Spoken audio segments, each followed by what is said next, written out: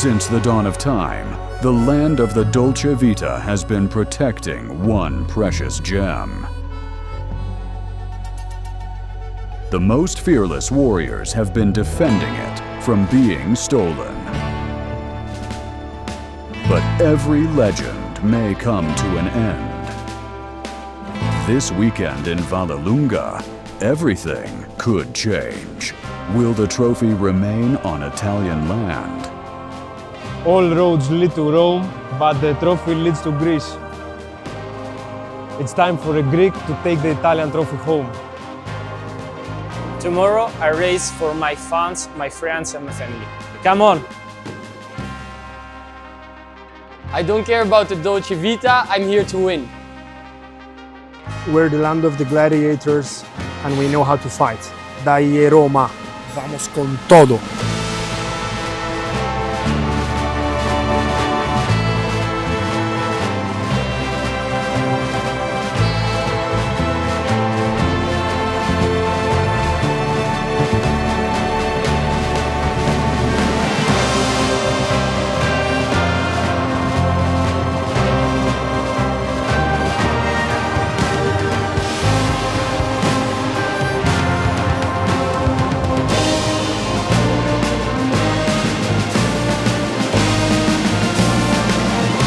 Stay tuned on NASCAR Euro Series. I know this will make some people angry. By the way, I put pineapple in my pizza.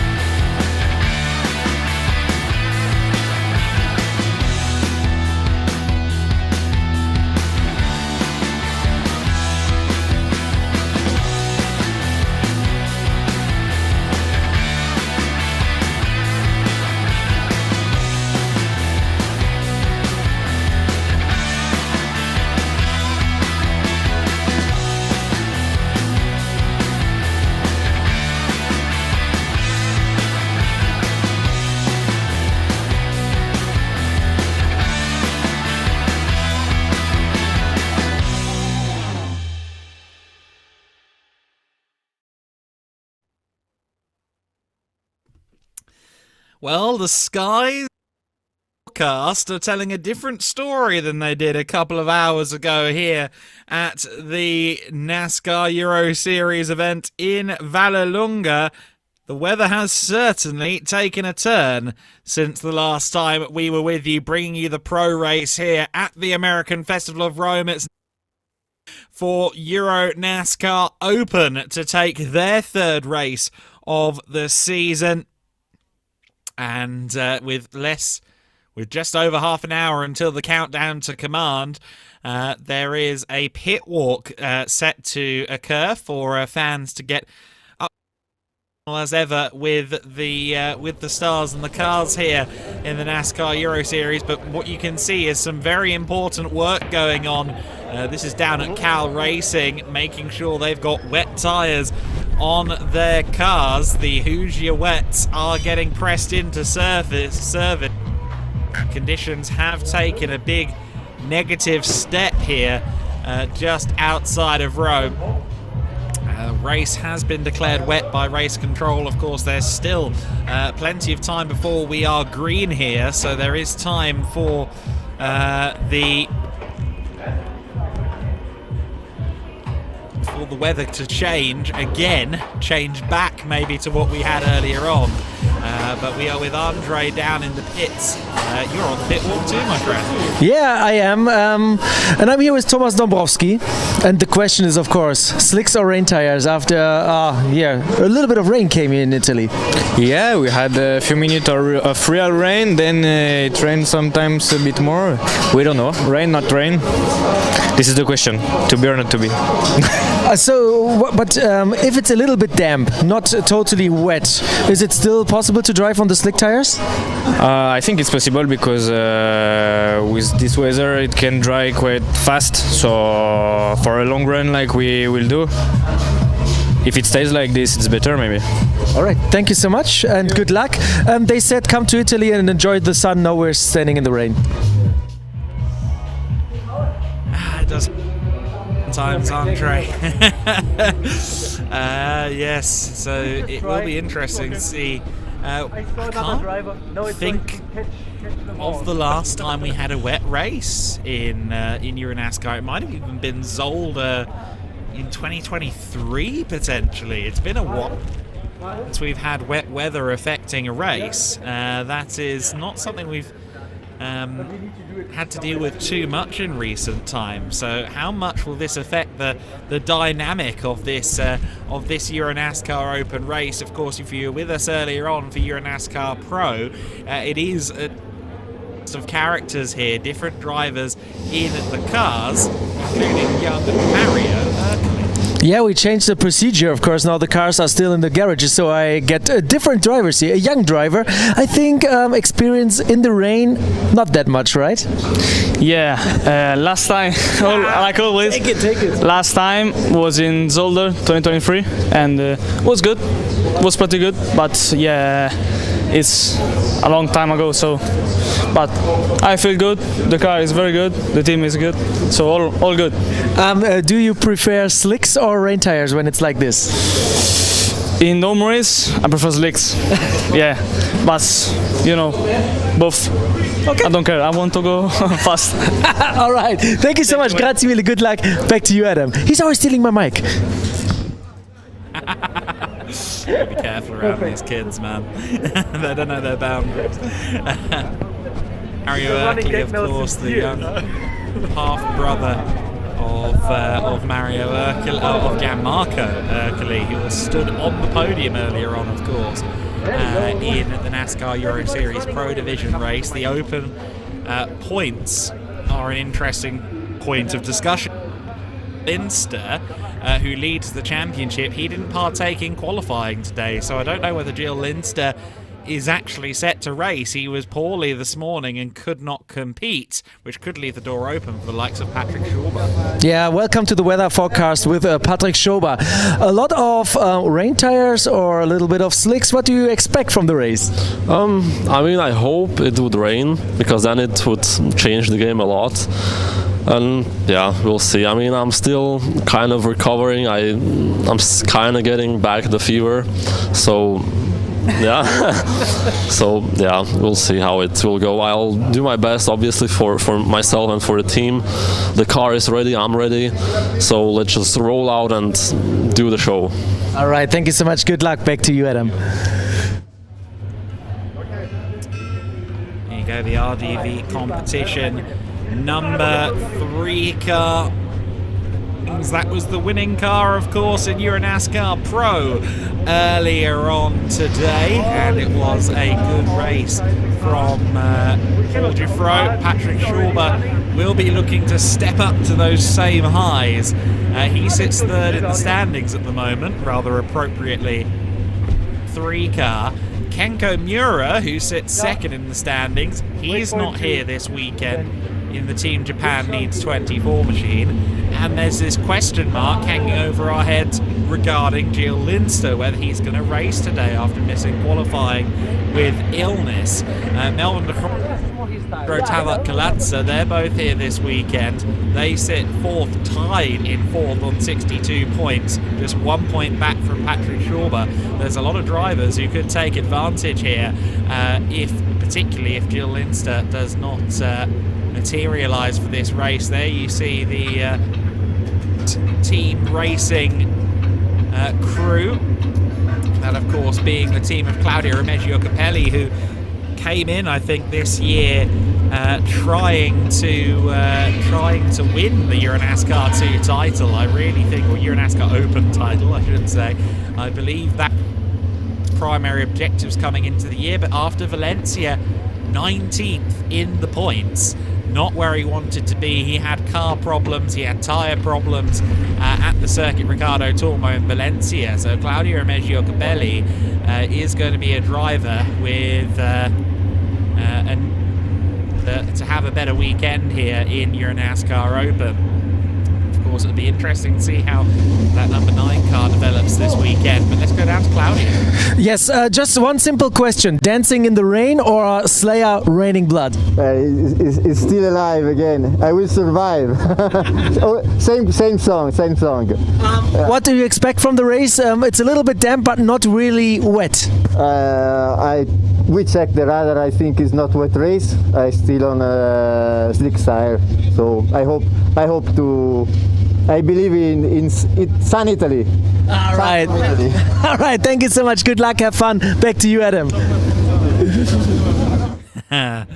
Claudio Reggio Capelli's mantra for this weekend, then, I will survive. He had suspension issues earlier on in Euro NASCAR Pro, unfortunately, so the troubles have continued already today.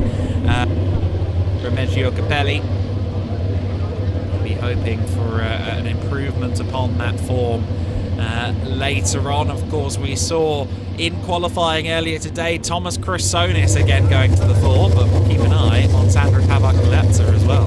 Yeah, thank you so much. I have no time, a clue how much time we have. Sandro, this may be your first Euro NASCAR race with a little bit of rain. How do you feel? A little bit nervous, but I'm confident that I can manage because actually I'm really strong in these conditions, so let's see. All right, we keep an eye on you. Thank you so much. Good luck. Back to you, Adam. Good luck. Thank you, mate.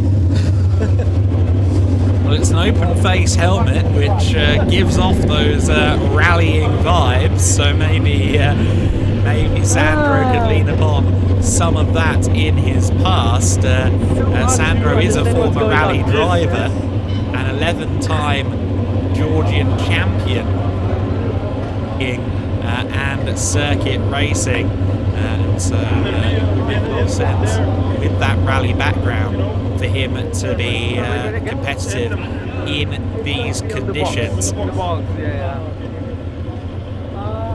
can see their window nets going up on that, being prepared by RDV Competition, switching over from Marco Stipp Motorsport after Valencia. We expect to see Marco Stipp back with some additional drivers for the series at Brands Hatch in June.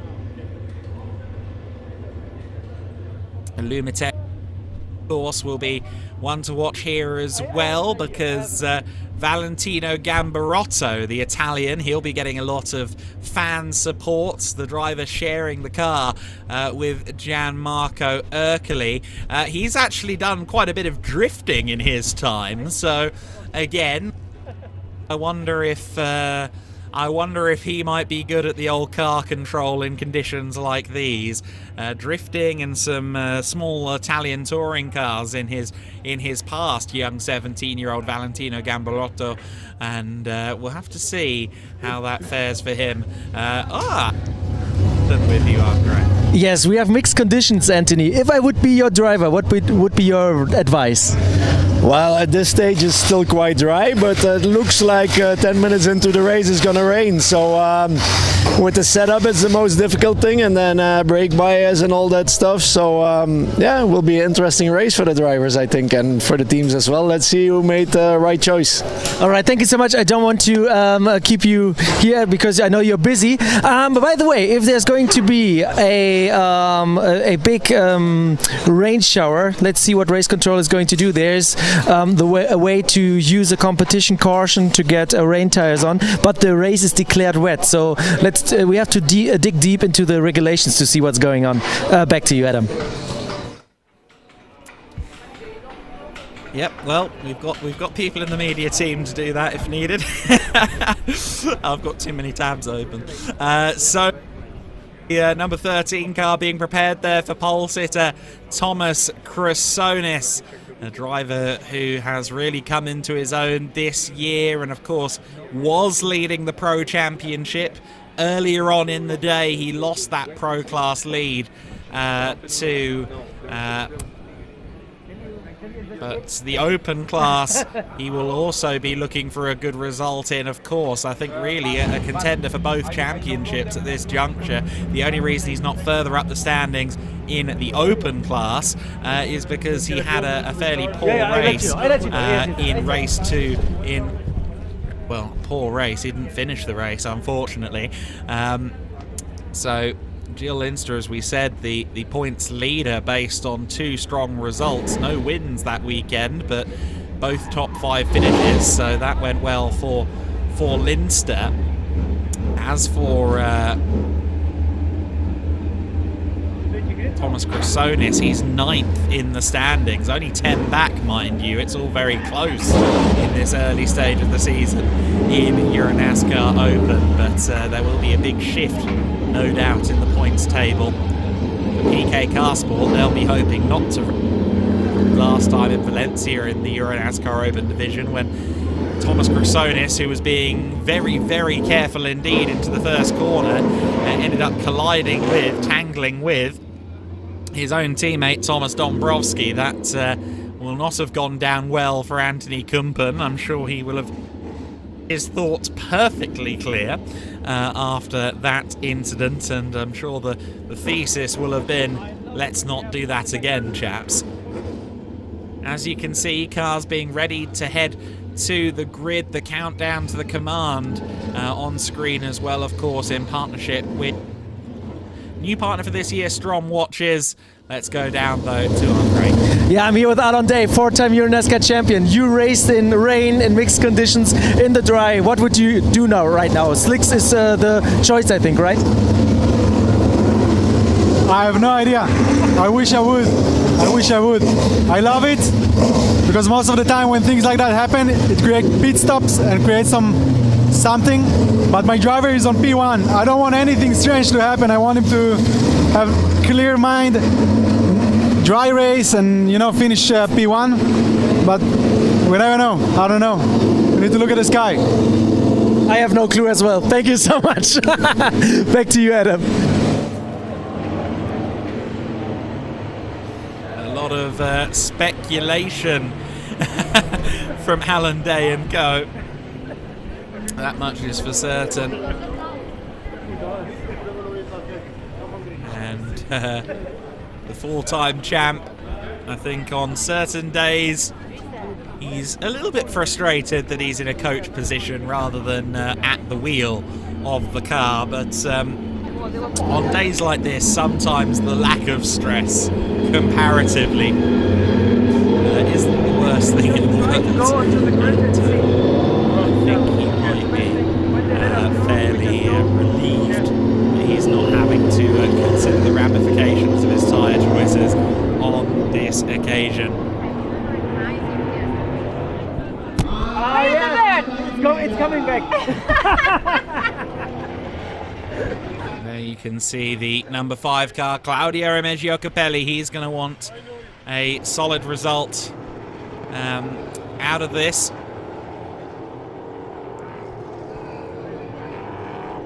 The number 5 from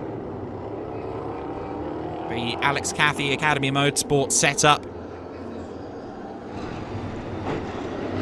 It's a circuit where he's had good results previously, and National Series in Italy. He's looked strong here before as well. I remember him last year in Euro NASCAR too, that ended up not coming off in his favour.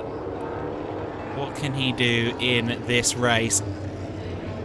Chrysonis, again, our pole sitter.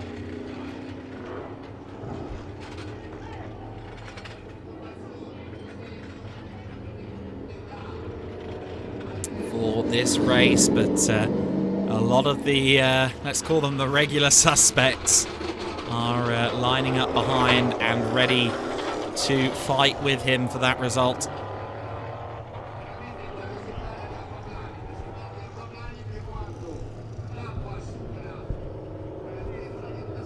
The number 5 pulling up then to the front row of the grid alongside Thomas Chrysonis. A very compelling front row. Then, of course, you've got Martin Dubeck there on row 2 as well. The defending champion, the 2-time champion in what used to be Euro NASCAR 2, is now known as the Euro NASCAR Open division. Of course, you've got the numerous subclasses at play in this. You've got the Legend Trophy for some of the slightly more vintage drivers. Masters Trophy is for the for the young upstarts. Thomas Chrysonis, though, is with Andre. Thank you so much. I'm here right now, and I think the asphalt is quite dry, to be honest. Thomas, a little bit of chaos before the race because of the rain. How do you feel?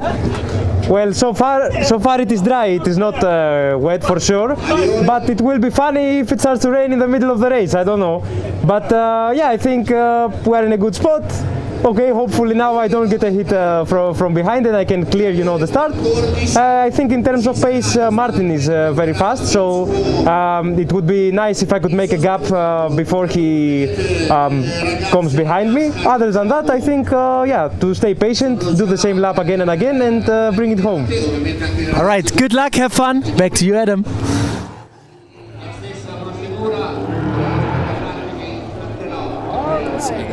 Chrysonis focused here, a new situation for him, these question marks regarding the conditions, these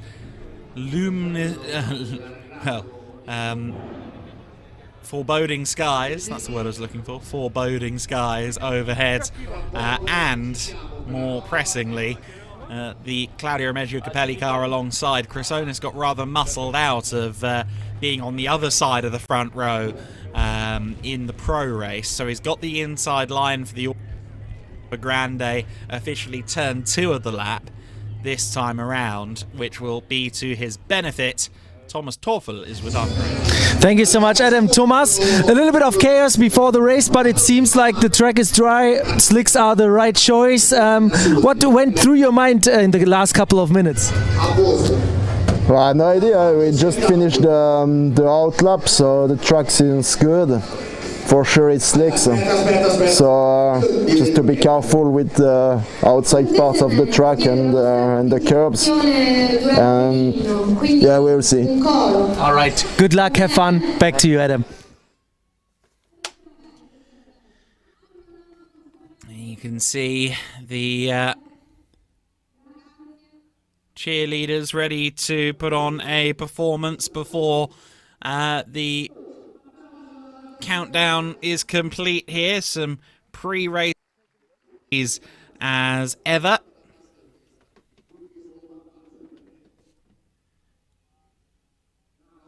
Here in the NASCAR Euro Series, the objective is always to put on a full show for the fans in attendance and indeed for the at home.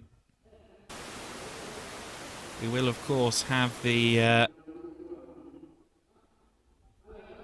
anthems at 5 minutes past, so in a couple of minutes' time we will head down there to hear the anthems of the US and both performed as something of a signifier of the cross-Atlantic flavour in the NASCAR Euro Series paddock.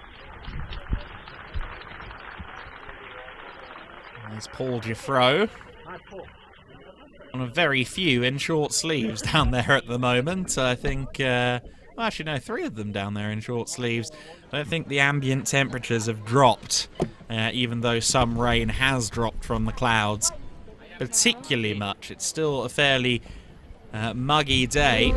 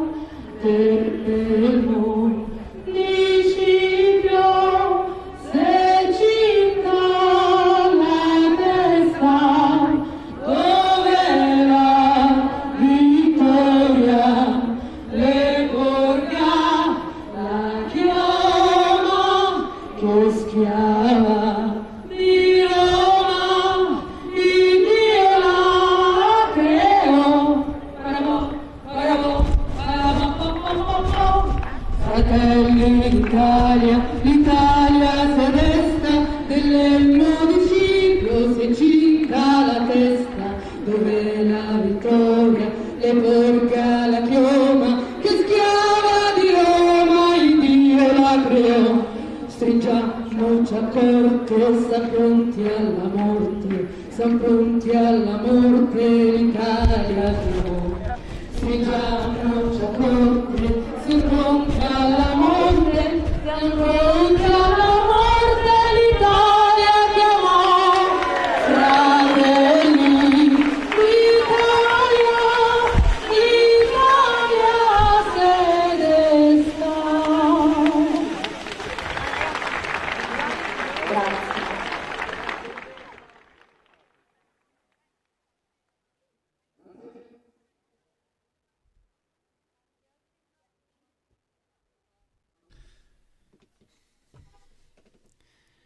So then, just minutes now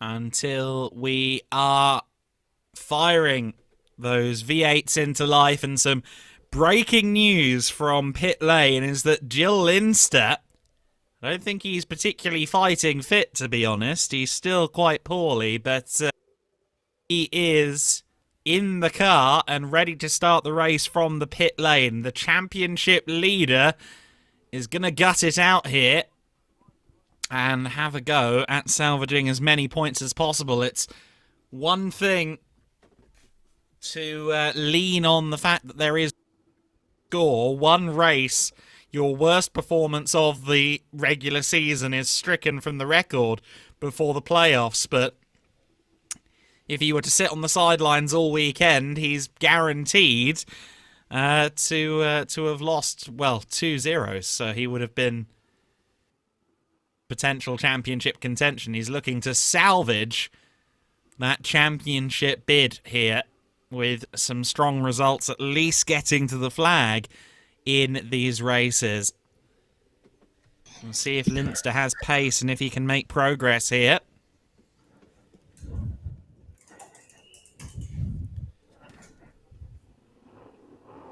Of course, we will have the command in a short while to fire these motors into life. It will be Tommaso Anticoli who presents the down to command as the Grand Marshal for this race.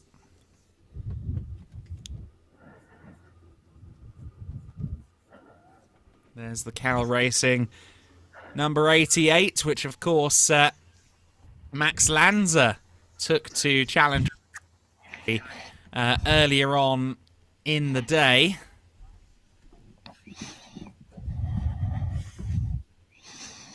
And we will be seeing whether his cohort, Roberto Benedetti, can put in a strong result as in this race. He's starting a few rows down, though. Thomas Toffel, of course, second row of the grid for M Racing. He'll have been watching Ivan Muller earlier on in the Pro Division.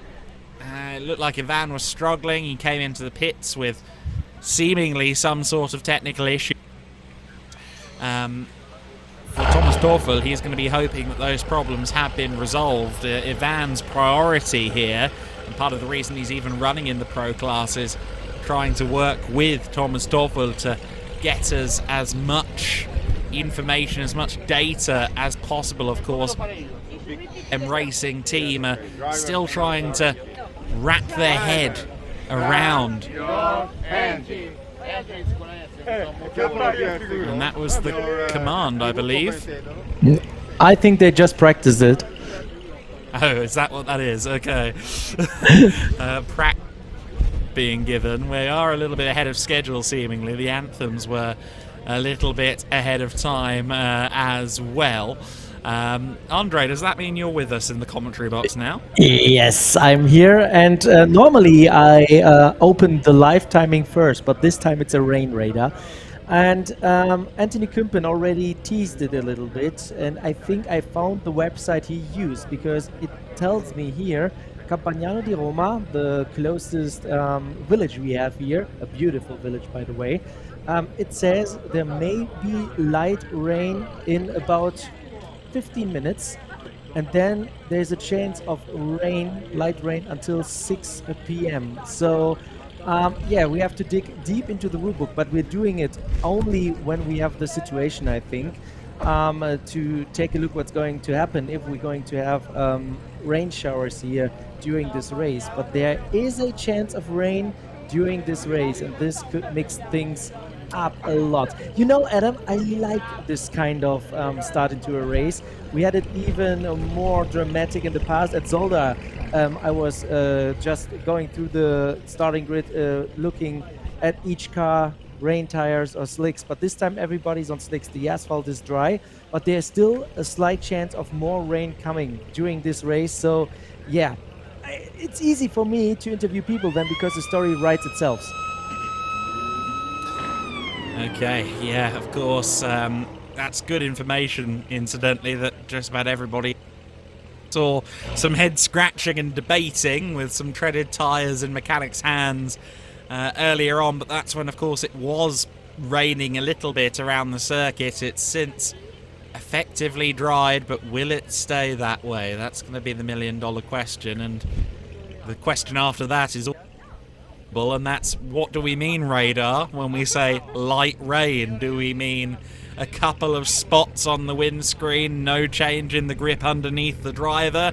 Or do we mean enough to at least make that circuit greasy and put us into that horrible middle ground where slicks don't work, but really work either? We'll have to see.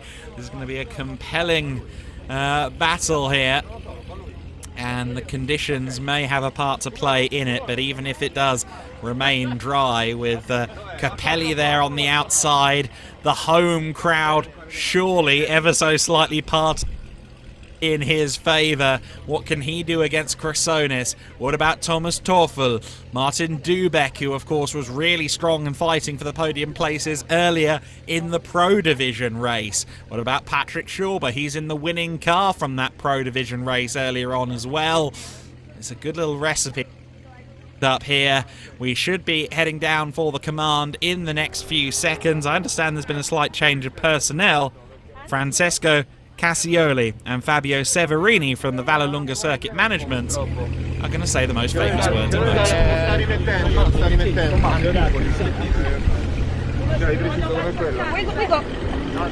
Ed eccolo il Grand Marshal Tommaso Anticoli, applauso. Start, driver, start your engine. Come on.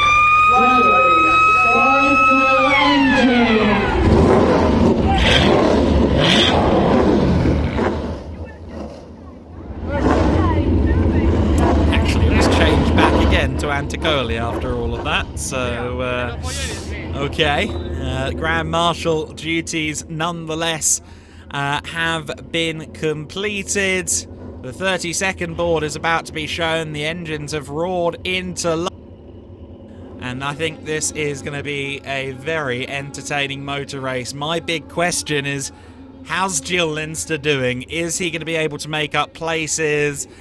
Is he going to be anything like at race pace? We know he's struggling. We know he's not well.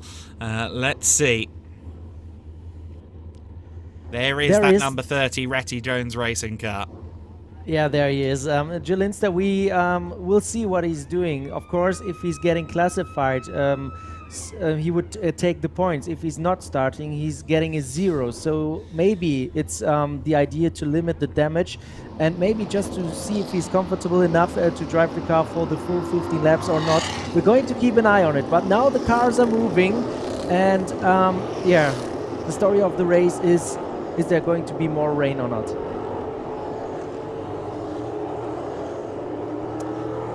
Yeah, that's going to be a very interesting situation. Keep that radar tab open, Andre. This is going to be compelling.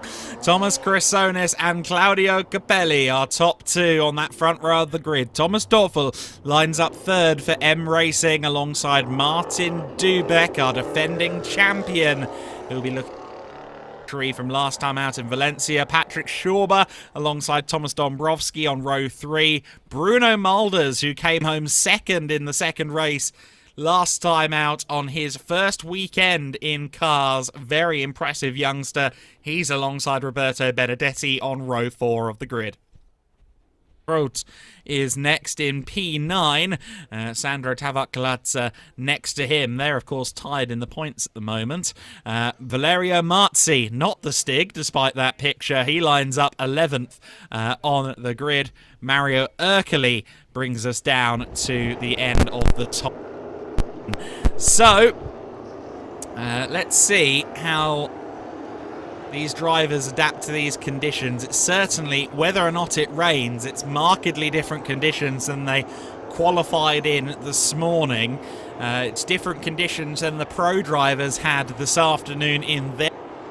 So if they were studying data from the pro race, it's still going to be valuable, but the conditions have changed. It's no longer sunny, the temperature has dropped a little bit, and it has rained since the pro race as well. Therefore, the surface will have lost some of that hooge into the racing lines of this circuit.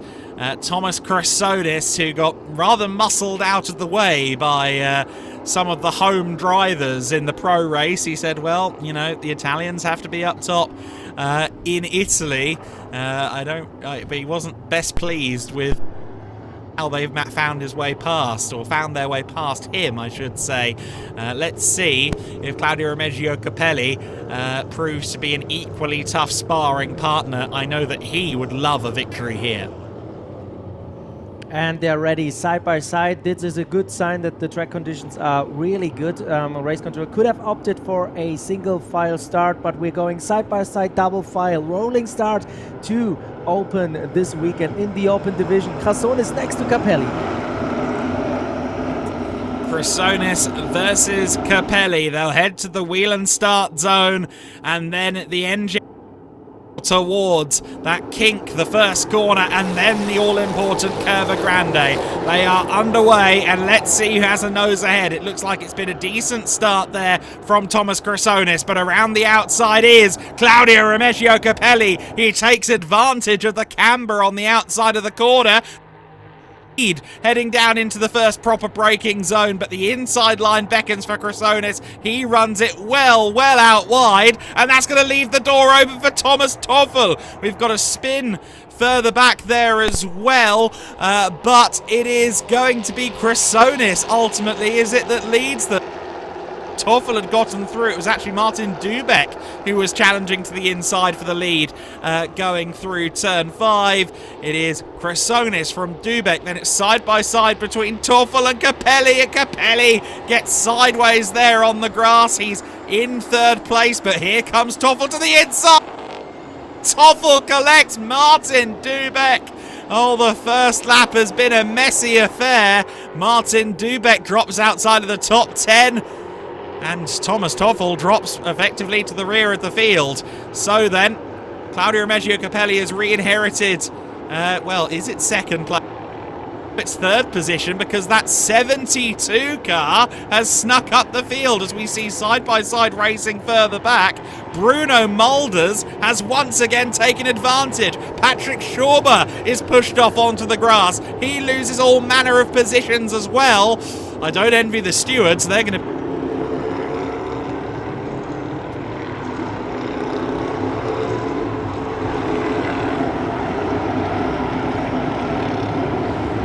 Lost Andre for the time being, but we have the side-by-side battle now between the 55 Marzi, just getting squeezed out there by the number 7 of Martin Dubeck. Dubeck is trying to move back through the order after all of that drama. It is Chrysonis in the lead by 3.2 seconds at the field. Bruno Mulders has managed to sneak his way through into P2. Capelli third, Dombrowski fourth, and someone has had an almighty shunt. This is Ariana Casoli. Yeah, and who would have been around Ariana? Well, we've got at least another car involved in that. That much was clear. But Casoli involved in an incident there, and at least one other car as well. You can see that huge cloud of dust on the exit of Curva Grande, and that is not a slow place to have an incident.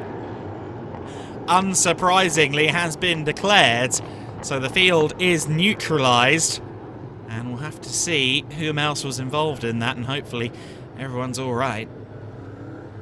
I couldn't. Oh, this is Thomas Toffel's car, the 34th M Racing. A lot of debris on the track. This was a very heavy accident. I have no clue which the other car or what the other car was. This is Thomas Cassones in the lead, then Bruno Milders. That is for sure. But we saw the tire stacks really destroyed there at this place. This could be a long, long caution. We even have the red flag out. Red flag, this race will be interrupted because of the red flags, because of these heavy incidents. Oh, I couldn't see who it was, but we have to wait for more information. And of course, we're going to wait and see. Hopefully everybody is okay. Interestingly, Jill in rather than continuing on as some of the others have, but you can see there the red flags displayed on the circuit here. The drivers pulling up to the start-finish line. And I know see it's there going Jill Linster. Yeah. Am I cutting? Is that what it is? No, it's fine. It's fine. I'm sorry.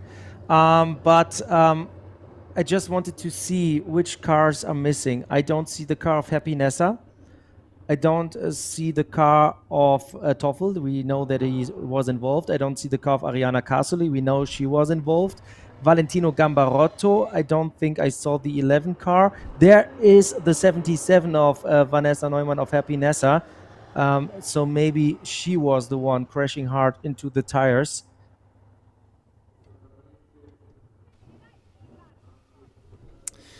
Yeah, well, the drivers walking around. Thomas Toffel there. I believe that's Ariana with him. And I think we've seen Nessa around as well. But it looks an awful lot like some drivers trying to make up positions again after losing place first lap, and other drivers, of course, towards the rear of the field naturally, and perhaps those two factions of drivers met in the middle somewhere there. I think I saw some movements and communication between the Marshal and the 77 of Happy Nessa. Normally that's a good sign if nobody is getting hectic, everybody is calm, and that's normally a good sign that everything is fine. Of course, there's a lot of debris on the track that has to be cleaned, and we see Happy Nessa out of the car. That's a really, really good information that she was able to climb out of the car. She's walking. So I don't see any more cars involved. So from what we see right now, everybody's okay, and that is the most important message right now.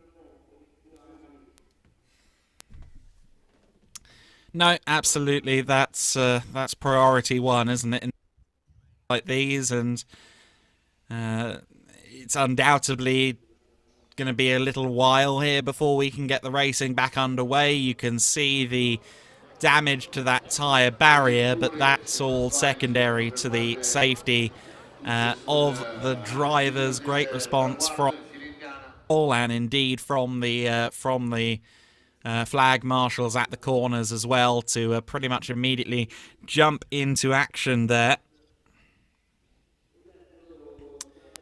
Here is the start of the race. Of course, Thomas Toffel was up there at the front of the field. Claudio tried to move around the outside of Curva Grande, which you can do with the amount of camber at that corner. That was Gambarotto spinning. I saw that already during the start. So the 11 fell back there. Then we have this. I think Capelli and Toffel, they made a slight contact. Then Toffel wanted to not give back this position or give away the position to Capelli. He was very late on the brakes, and maybe we can see something here. we wait for the drivers here. Thomas Toffel is making contact with Happy Nessa, and she's then going into the tire stack. So really hard to tell what an impact. What an impact. But it's really hard to tell what happened before because they were just coming into the frame of the picture. But at least we saw that Toffel and Happy Nessa made contact, and then it was a really, really hard hit. But Adam, what we saw, these cars are very, very safe. Yeah, they're strong pieces of kit for sure. That's again been one of the priorities of the initial design process of this generation. Of these, effectively, the basis of these cars have been used for almost a decade now, and there have been changes, of course. We've moved to that 5-speed sequential box. We've had new bodywork phased in to better reflect the current generation of these cars. But the core of the cars remains the same, and indeed the safety from original design onwards. It's been, well, what can we do to make these cars better? And that's not just faster, more usable. It's also to a big impact like that. Here we have Bruno Mülders out of the car like everybody else at the moment because of the red flag. Thomas Krassonis in first, Bruno Mülders in second. A little bit of conversations there between the drivers.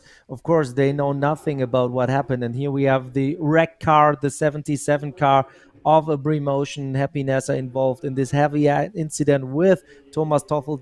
She then hit the tire barrier, and of course this car needs a lot of repair work to get back on track. Maybe tomorrow. She's sharing the car with Julian Rebeck, who's racing in pro. But the most important message is everybody was climbing out of their car on their own power. It seemed like nobody had any serious issues, and this is for me still the most important information, that Toffel, Happy Nessa are okay. Casoli, I didn't see really how she was involved in the incident, but she was also out of the car talking already to Thomas Toffel. Here we have his car. So the most important message, everybody seems to be okay. Yeah, it looked as if Toffel had potentially skittled back across the gravel back onto the circuit, so I wonder if maybe Casoli found the number racing car in her path because of that. Of course, the unfortunate thing here, if you're Bruno Mülders, is the lap counter is, I believe, going to be reset to 0 when we get started again, and that first lap of the race will be excluded from the history books. So who managed to avoid everything that was going on that first lap and moved his way up into second place, he's going to be dropped back down the order to the 4th row where he started. Yeah, we have to wait what race control is going to do, but this is definitely an opportunity, or one of the options they have, to go back to the initial starting positions and restart the race under those conditions we had before the green flag dropped. Here we have Claudio Remigio Capelli also getting rid of his helmet. In the background we have Martin Dubeck, the reigning champion. He seems to be happy. Thomas Dombowski in the background now correcting the hairstyle. This is Melvin de Groot. Yeah, these two are fighting it out in the Legend Trophy. Really fierce competitors, but also good friends. Here we have Bruno Mülders again. So we're still waiting for a call from race control. Oh, they still lose debris a lot here. Thomas Toffel's car still falling into pieces. A lot of work for the marshals around the Autodromo di Vallelunga. Oh dear. Adam, I said in the interview with Paul Jouffroy in the pro race that we had no serious incidents for a long time. Yeah, but that's the thing about statistics. At some point, it's getting more likely and likely that something like this happens. It's part of racing, and therefore we have to deal with a red flag. I think, at least from 2017 on, when I joined the series, to have a situation like this with cars lined up on the start-finish straight, I cannot remember that we had it. Oh, look at the car of Ariana Casoli. Gosh, that's really had a chunk taken out of it, hasn't it? That is a very, very second-hand Mustang, and I wouldn't be surprised if we don't see that 14 car again this weekend. Of course, Speedhouse will work to try and repair it.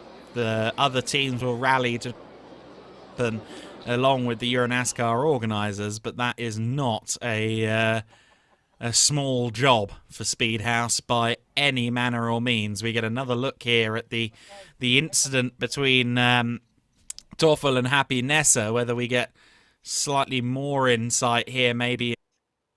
But yeah, Toffel was a passenger from that point onwards, and as was Nessa, unfortunately. Sven van Leer managed to avoid all of this, incidentally. He was the one between Toffel and Casoli on the circuit, so he did a good job to avoid, but I think behind Toffel ended up in the path of Ariana Casoli. Now, one point that potentially is worth raising going forward here is those showers that yourself and Anthony Kumpen were talking about 15 minutes away, about 10 minutes ago. When we do go back to green, and it probably will be a little while because of the barrier repairs, the tyre stack needs to be rearranged, as it were, but we might end up resuming this race in greasy conditions. Yep. At the moment, I'm discussing a little bit because it seems like this red flag may continue a little bit longer. Adam, should I try to go downstairs and try to catch some words with the drivers? I need to check if my cameraman is available, but this may be an option.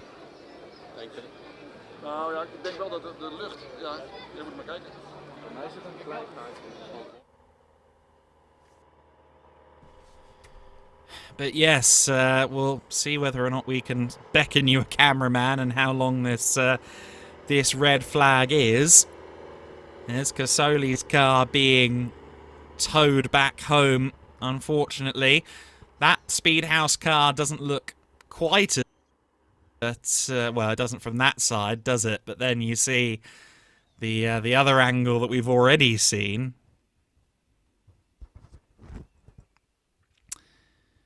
As you can see, the crew's trying to minimize damage, taking it very there in the old tractor.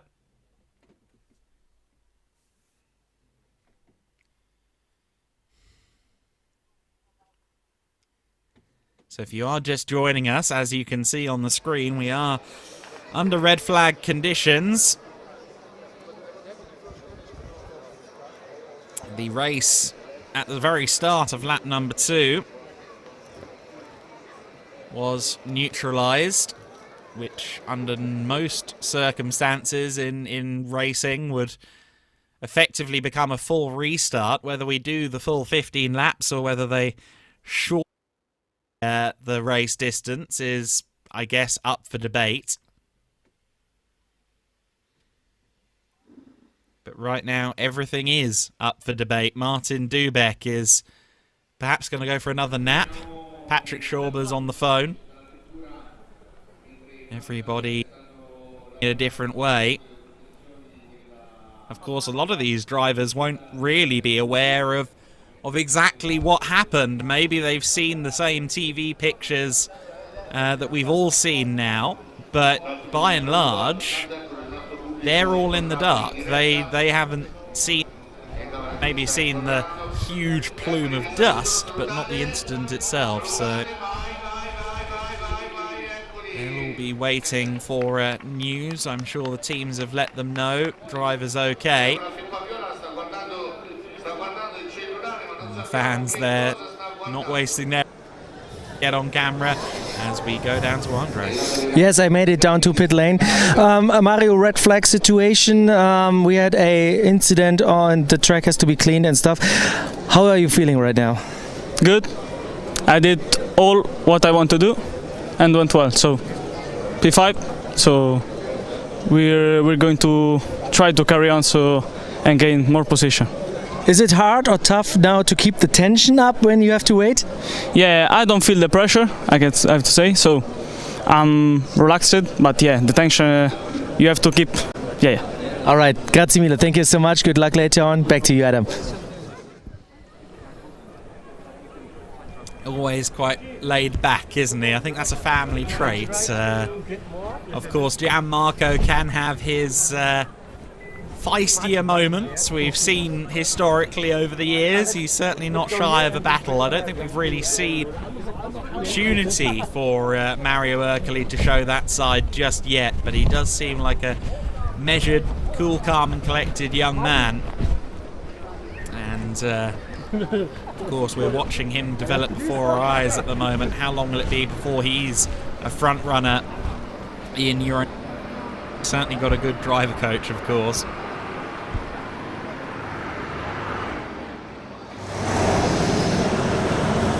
There is Martin Dubeck with Andre. Yeah, I'm trying to talk to some drivers. Red flag situation, cars lined up on the start-finish straight. I think it's the first time that we have something like this. How are you feeling right now? No, you really want to know it? Now I will start from P7 because there was crash with Toffel. The start went good. I was second after the start.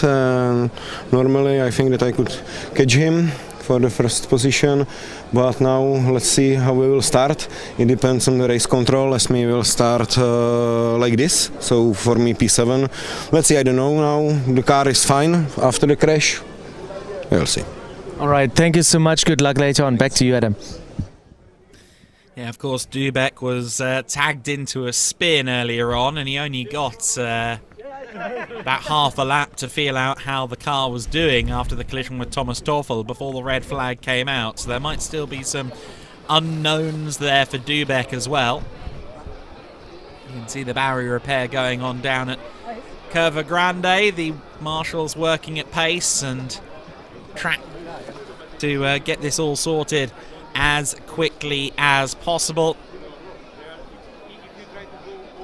And Melvin de Groot is with Andre. Yeah, just I am allowed to open it, right? Yeah, you see some ice here inside of the pocket of this bag right now, because Melvin needs a little bit of a refreshment, I think. It's so hot in the car still? Yeah, it's still, even though it's quite late, but the temperature gets so high, and I'm an older guy, 47, so I need all the cool that I can get. And but unfortunately, because I got out of the car, all the ice that I had in my suit is now at my ankles. So I'm getting now new, putting it back in my body, and then I'll be ready to go again. A strange situation right now with the red flag. We're waiting for the track to be cleared, and then we have to wait for race control what's going to happen at the restart. But so far, how was it for you? Well, it was a wild lap. I mean, cars hitting each other, spinning, getting pushed, being pushed. It was completely madness. But I'm happy to be here. I think I'm fifth now. So I hope I can start fifth later on, and then we'll see if we can move forward a bit more. All right, thank you so much. Good luck. Have fun. Back to you, Adam. There you go, Melvin de Groot very aptly describing that first lap. It was lap 2 where the incident happened. That first lap was rather chaotic in its own right, wasn't it? Whether it was Dubeck colliding or being hit by Thomas Toffel, if it was some of the exchanges that happened before that even. There was plenty happening. Of course, we saw Gambarotto in a spin as well. This is a replay now of the run to the first corner.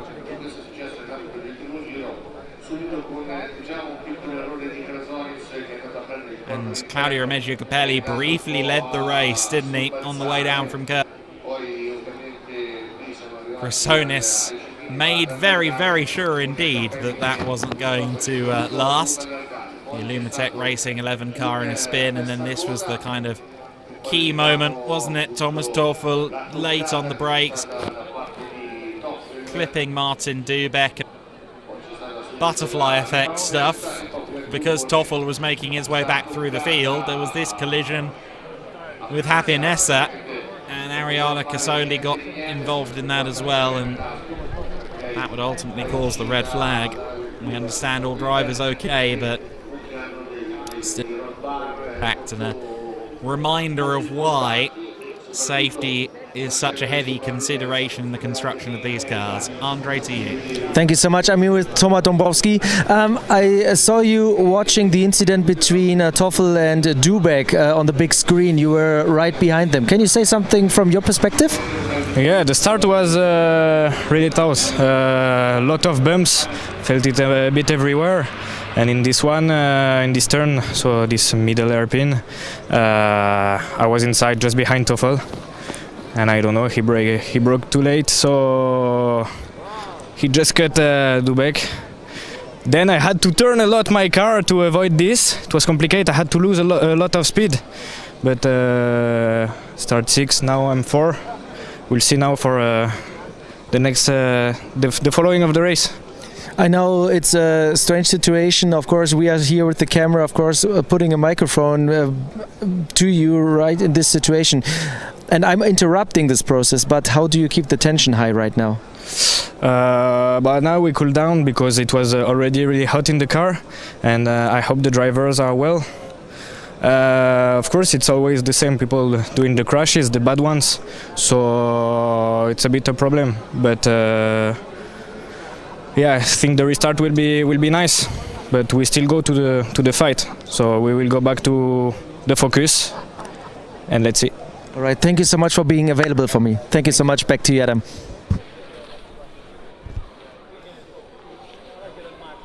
Yeah, that was Dombrowski weighing in there. Of course, Thomas had his own early race crash at Valencia with his own teammate, unfortunately, Thomas Chrysonis. Taking a fairly sedate approach into the first corner, but the rest of the grid clearly hadn't signed up for the same thing, so an unfortunate start to race number 2 for both PK Car Sport drivers. You can see there Claudio Remeggio Capelli in conversation. Audio looking for better results. He did not get a top 10 at all in Valencia, and that's uncharacteristic for him. He should be a leading light this year in Euro NASCAR Open, and he knows that, so he'll be looking to make good on that in.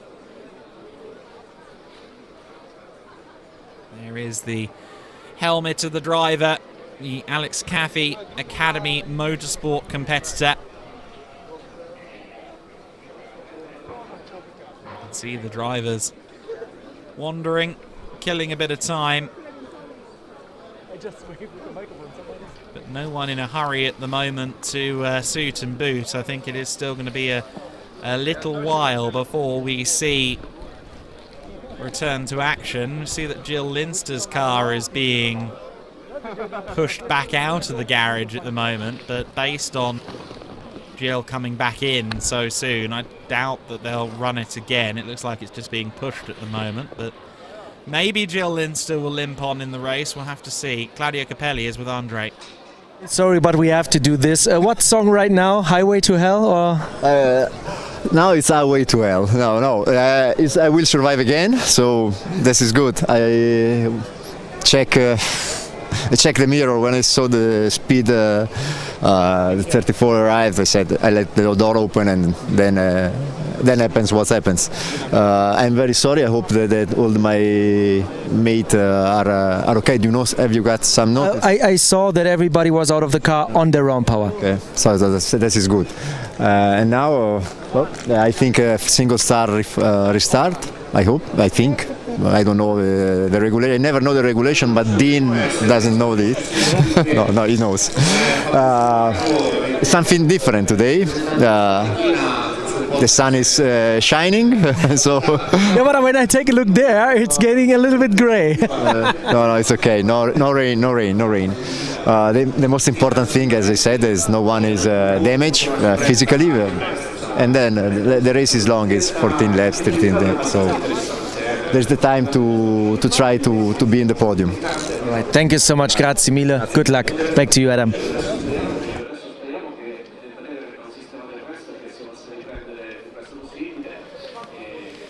So then, the ever Claudio Remeggio Capelli. I'm not sure if he was pleading for no rain or commanding for no rain.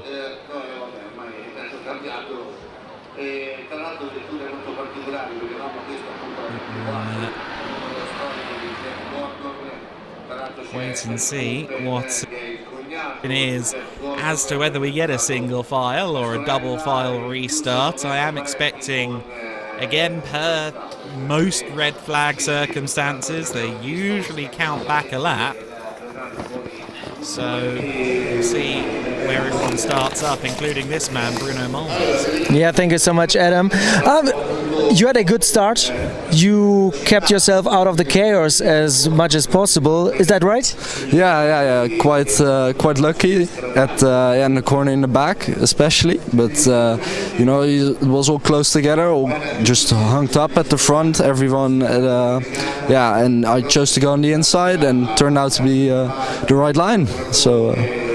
Yeah, you're confirming the pace you had in Valencia, that it was not a one-off, that you really constantly be able to push at the front of the open field. How does it feel like? Yeah, it's just really for me, because everything's still quite new. It's just getting more and more confident, and just getting more into the rhythm. Everything is getting more used to, so it's getting better and better for me. All right, thank you so much. Have fun when we go into the restart. Back to you, Adam.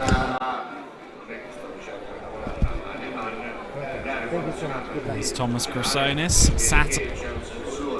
He'll be in conversation, no doubt, with some of the PK Car Sport crew.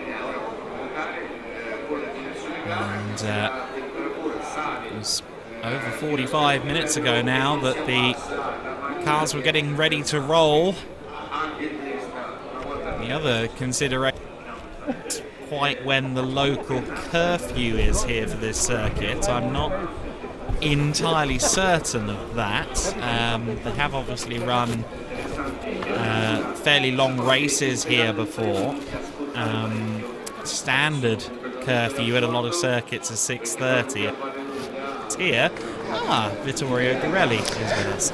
Yeah, sometimes you are lucky. Some pro drivers coming by, and of course I try to catch everybody I can right now.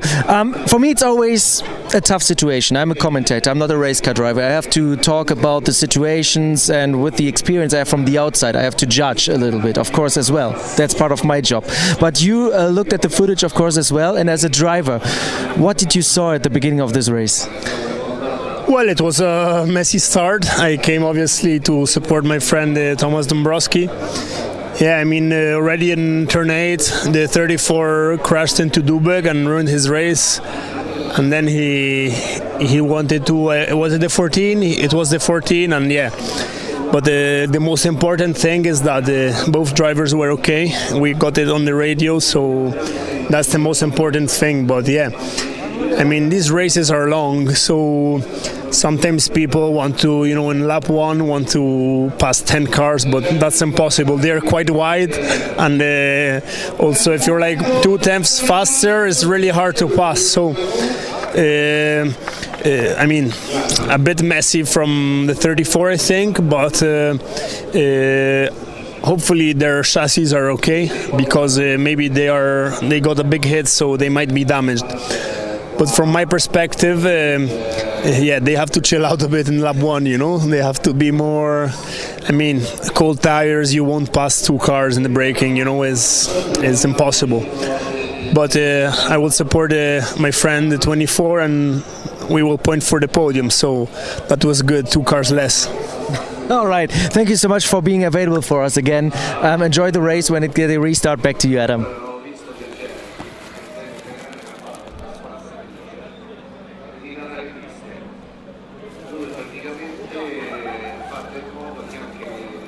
As we heard then, as we see then on the screen, drivers to their cars. So that means we shouldn't be too far away from getting this race back to action. We'll have to see any further updates as the race lasts the full scheduled distance, whether it drops down further. We'll have to wait and see on that front, but hopefully we can get the full 15 laps in here. That would be the ideal situation, of course. Andre, what have you got for us? I'm looking right now at the grid, and I see our race director, Dejan Grabac, talking to the drivers. They are putting back the helmets on. They are getting ready to climb inside of the car. Of course, I cannot really understand what's going on, so maybe I get information from Dejan before I get back to the booth about the restart procedure and how we proceed. I'm going to try to get this information and then come back to you. Okay, thank you very much, Andre.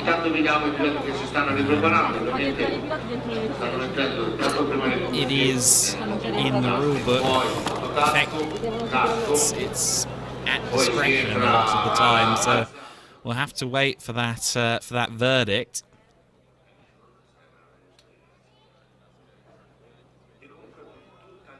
And we'll wait and see.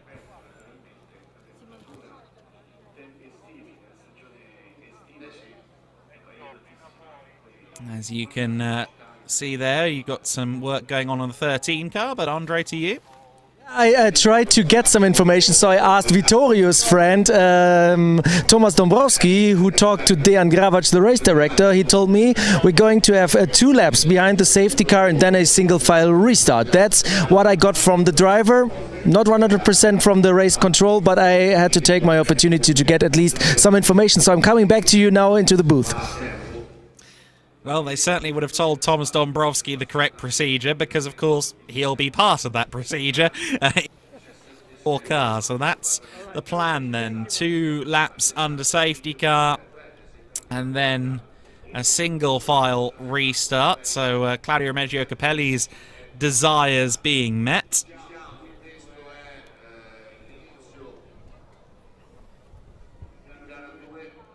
And you can see there Bruno Mulders climbing into the car. The other thing, of course, we're still not fully aware of is what order everybody's going to be in upon restart, whether they're staying in the order they're currently in or whether there's some shuffling to be done.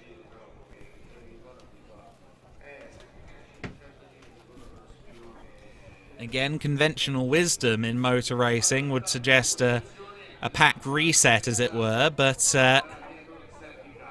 we'll see what goes on here. It looks as though they might be getting Jill Linster ready as well down in the pit lane, so the current championship leader might yet go back out there. We saw him pull into the pits after the first lap, but after the second lap, I should say. That was, of course, understandable, really, because the race had been red flagged. He was the only one to come into the pits rather than pull up down there. Now, actually, an interesting point to raise is that, strictly speaking, we were on time of the red flag. So whether they classify from the end of lap 1, usually the most recent completed lap doesn't get counted. That's how that typically unfolds. Of Thomas Chrysonis at the front of the pack, though. That much is clear. He was the pole sitter. So even if they do decide to completely reset the field, then we'll still have Chrysonis at the front. The question is, will it be Bruno Mulders that follows him in second place? Well, given they're sending out the 3-minute, the 1-minute boards at the moment, and there has been no dancing around the field to get everybody in a new order, I do suspect that we are indeed going to get the order that is currently visible there on the circuit. So Bruno basically might well end up with all the positions that he gained in those early stages of the race, avoiding all of those dramas. So 2 laps under safety car scheduled here before we resume the racing action. Of course, that is in part to make sure everybody feels out the situation. There shouldn't be much of a condition change, apart from maybe some gravel down at Curva Grande. But let's see. It's also good there to see that Jill Linster is indeed at the end of pit lane now, so we'll keep an eye on him when the race resumes. I imagine he'll join the back of that safety car queue so as to not lose any laps. Andre, we are getting to the point then of resuming this race under safety car for the next couple of laps. I assume that the one we had regarding weather, you didn't feel any rain while you were down there on the pit wall? zero rain at the moment, but there's still a little bit of risk in the air, and it's getting later and later. And I see on the radar, let me update it because I didn't do it for a long time now because I was downstairs, but there's still some chances of rain in the region, so we have to keep an eye on that. We see now the green flag waving. I was thinking when I went upstairs to the commentary booth, we had first a full course yellow, so maybe we completed the lap there so we can continue in this order. Again, I was not able to talk to the race director directly. He was quite busy, so I just tried to get the information available from the drivers, and Thomas Dombrowski was putting his helmet on. He said to me 2 laps behind the safety car and then single file restart, and it seemed like everybody's keeping the position. So this is the information I can pass right now. It's not 100% accurate, but at least we have something. Yes, everyone playing the guessing game to an extent here is, I mean, especially of course because ultimately we're not the first priority for communication here. The the fans at the teams will be the first and foremost people that need to be aware of the situation, and lowly media folk like us might be a little bit lower down the pecking order for that stuff, though we do definitely need to know it. We are then back to safety car conditions here in the NASCAR GP Italy. Everybody's order that they were at the time of the red flag being put out there, so it doesn't look as though we're going to knock things back to the grid order, which for Bruno Mulders is certainly a huge positive, as well as a few of the others that have benefited. Mario in the top 5. This could be a great opportunity for him to do well in front of his home crowd, of course. I'm really curious what's going to happen right now. Single file restart means they are already sorted. There's not going to be so much a side-by-side action like in the initial start when they went side-by-side. The race control can opt for double file or single file restart, and I think, in my opinion, the single file is the right way to go right here to have some racing. Of course, we will update you on the NASCAR Euro Series social media accounts about everything that happened in this race. As soon as we have some information, I'm going to get out in the paddock after the race and try to gather as much information as possible. But the good sign is that everything is so far okay that we go back racing, and we also have to take a look how many laps we're going to see, because normally we have a time limit for those races. Of course, we are over it already, so maybe we get the full distance. A lot of question marks right now in the air. Rain, yes or not? What's going to happen on track? What are the decisions by race control? For example, are we going to add those safety car laps right now to the race distance? Normally they could do that, but I'm not sure if they're going to do this. They keep the normal 15 laps. So we have a lot of things to sort out, but don't worry, we will keep you updated during the live broadcast, and afterwards we're of course trying to get as many information as possible, and we will share it with you on Instagram, Facebook, X, wherever you want, social media, NASCAR Euro Series. Just leave a like there, subscribe to not miss any information.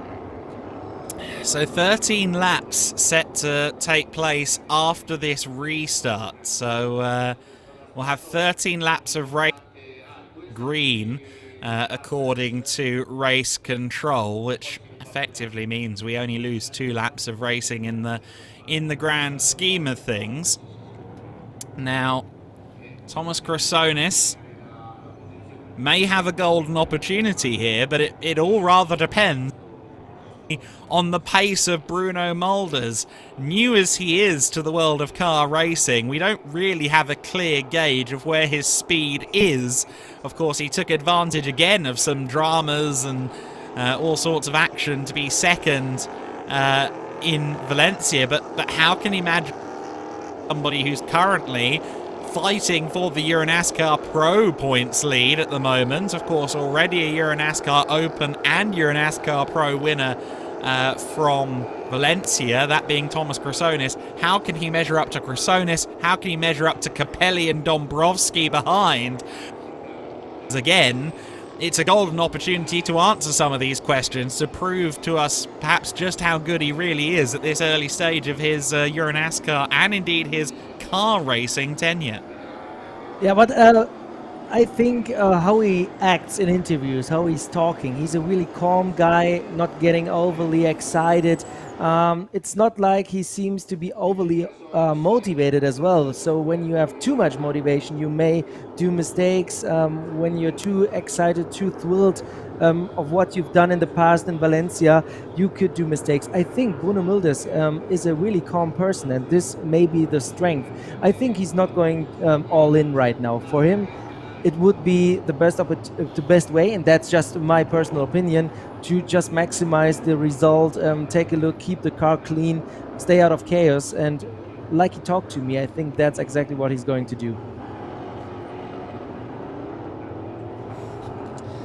Okay, well, the Lamborghini Urus safety car is going to move out of the way very shortly. Of course, those things, Lamborghinis in general, owing their lineage to the Bologna region. Pulls in to the pit lane, and Thomas Krasonis, the Greek racer, who only sat 9th in the standings in a very dramatic Valencia weekend where 10 points covered the top 9 in the point standings.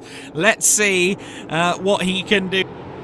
Leads them away, single file start. We're back to racing conditions here at the Autodromo Vallelunga. Krasonis, Mulders, Capelli, Dombrovski, Urkeli, De Groot, Dubek and Marzi, your top 8 as they came across the line. But look at Claudio.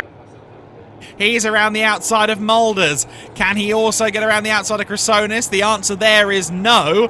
His Ford Mustang decal on the front of the car has just lost a battle to the wind, but he is still in the battle with the 72 car of Bruno Mulders. It's going to be 3 wide, but has a look to the inside, thinks better of it. Mario Urkeli drifting wide there as well as, oh dear, Capelli ends up losing out there. Dombrovski gets past him then. It is Krasonis from Mulders, from Dombrovski, from Capelli. Capelli 8 places. Instead, he's fallen off the podium.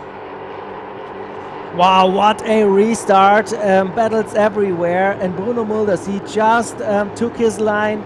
He never seemed to be impressed by the attacks by Capelli, and Capelli was the one losing one position to Dombrovski. Now we have Marzi and Urkeli. Urkeli lost 2 positions on some parts flying around. The front bumper of Marzi now damaged, and he loses a position to Schober. So they continue exactly like they started the race over an hour ago, almost. So, and we have a 5-second penalty fault start for the 99. That's Dominic Shark in the Blue Motion machine. And Urkeli spinning out.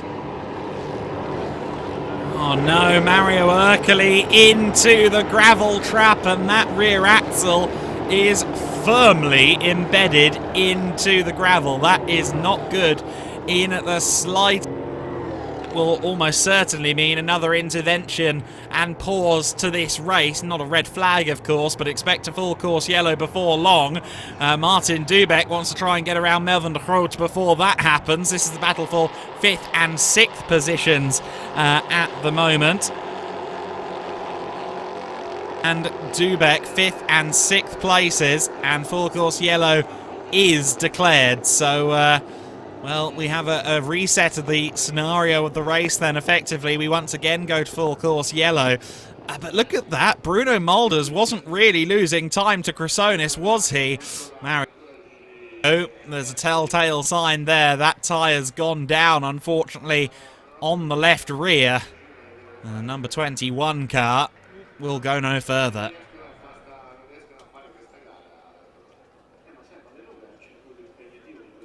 Yeah, what a chaotic race so far.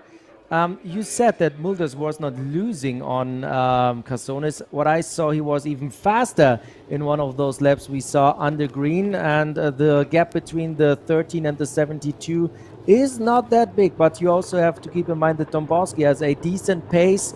Capelli, yeah, did one or too many attacks, and now we're going to see this situation with Mario Ercoli again. I think he had a tire going down, because now you see the left rear tire was gone when he was stuck in the gravel, so maybe a puncture after one of those contacts we saw earlier after the restart. And unfortunately, that's the end for Mario Ercoli and Lux Motorsport in this race. Krassonis, Mulders, Dombrowski, Capelli, De Groot completing the top 5, followed by Dubek, Schober, Marzi, Benedetti and Richard closing the top 10. Then we have Tavat Kilatze still in the race, Dominic Shark in 12th with a 5-second penalty.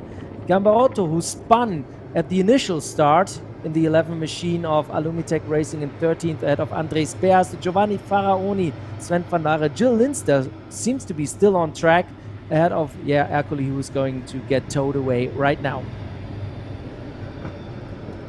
We'll see whether Linster can make forward progress. Of course, with the nature of that red flag, we lost 3 cars, and he will gain points as a result of that, so long as he's classified here.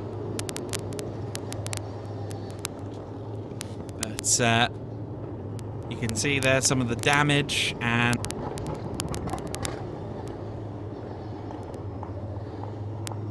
some of the other situations unfolding. I guess everyone can now take stock and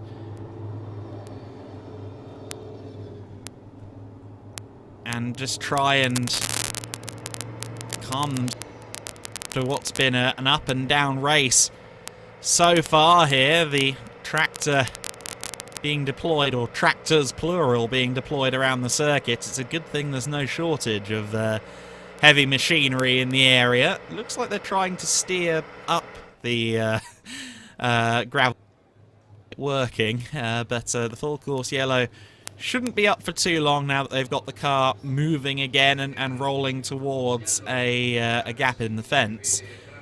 Once Krassonis comes back into this race, it's going to be pivotal for him to be on the money immediately, because someone is, I mean, if he gets half a sniff at victory, surely he's going to take it. Now, we did have a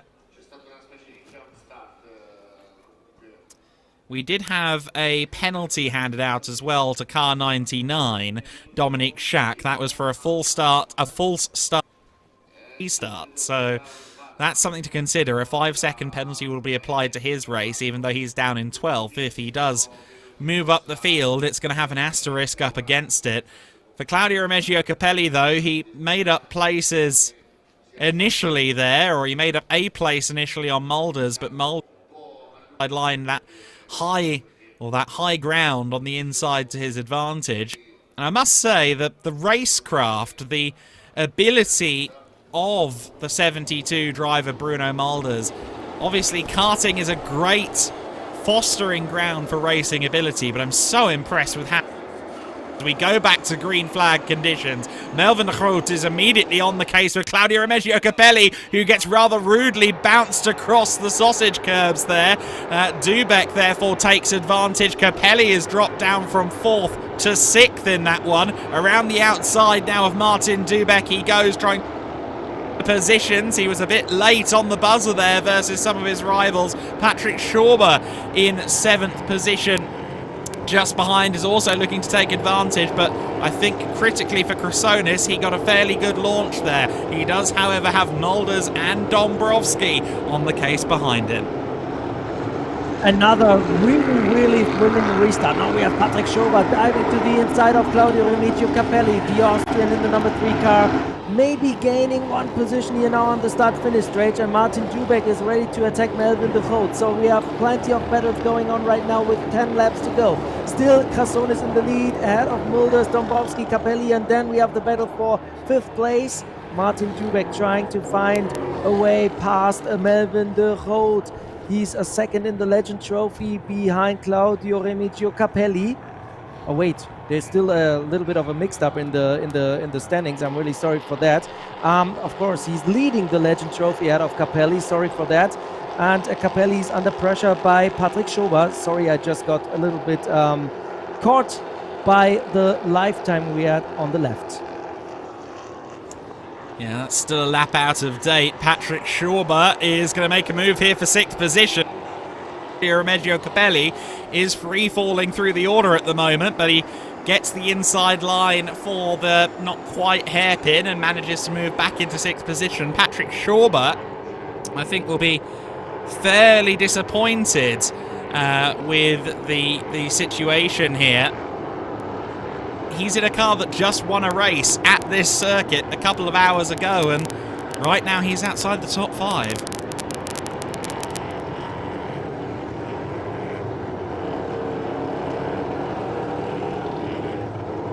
Dominic Shark, Giovanni Faraoni battling it out, but we have to keep in mind that the 99 still has a 5-second penalty that is going to apply it after the checkered flag. So Dominic Shark needs a big cushion to remain or to maintain this position he has ahead of Faraonio. He's driving the club competition 22 Chevy Camaro. The 55 is a teammate. That's Valerio Marzi. We saw the 55 coming over or crossing the finish line right now. So we have 9 laps to go. Melvin de Groot. Now he's getting pressure from Claudio Remigio Capelli. So Dubek slid through. So we have now a battle for the Legend Trophy. The 69 of Melvin de Groot and the 5 of Claudio Capelli. Capelli on the case then against Melvin de Groot, but this scrap for 4th position is not waning, or for 4th position, sorry, for 5th position is it waning by any means. And as he said, Dubek moving up to 4th place. He could still be a danger man, of course, for really any of those positions in the podium. He was 4 seconds off at the line. 4 seconds over the course of the next, 8 laps that we're going to have left. It's very possible that that Martin Dubek can make that up, and certainly it's very possible that in the next couple of laps he's going to be right on the bumper of Thomas Dombrowski. Claudio Capelli with a little push against Melvin de Groot. So rubbing is racing still the motto of this race so far. Claudio Remigio Capelli tries to nudge him a little bit off the way, but that was totally okay in the stock car racing. Now he dives to the inside. Claudio Capelli, can he retake the lead in the Legend Trophy? We're in the last lap of this track in the oval section, on the old oval section. They are still side by side, and then they will go into turn 1, then turn 2. It's a track race between Melvin de Groot and Claudio Capelli, and from behind there is somebody coming closer and closer, and that's Patrick Schauber.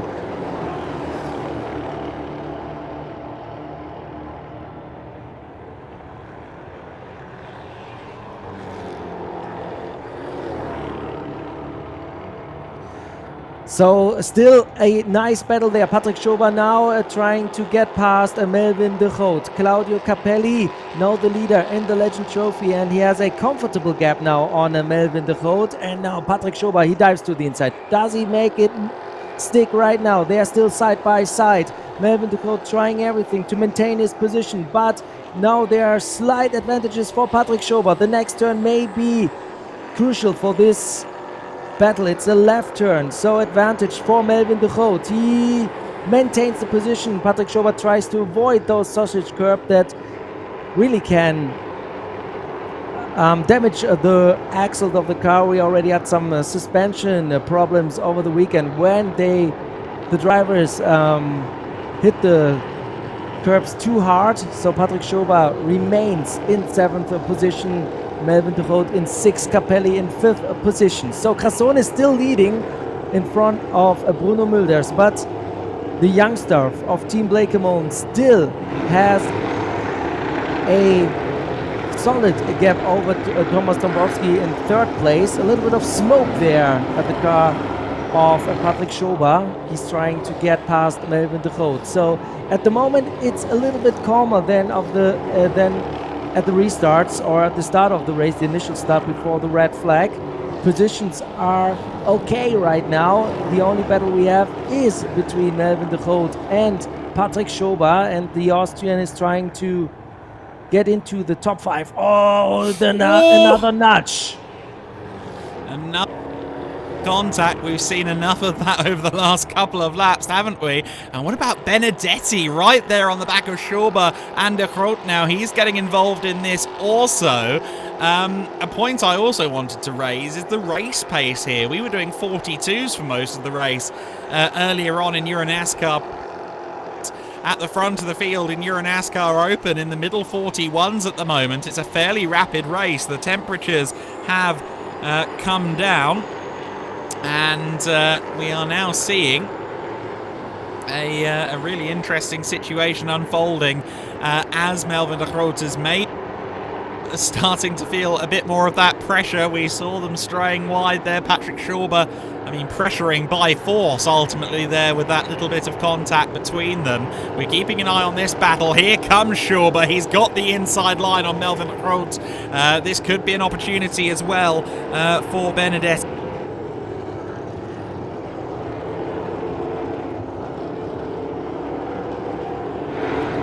Groot holds on for the time being then, as the inside line beckons again for Schauber, outside line for Melvin de Groot. I'm not sure there's enough camber to make that work. They're going to be side.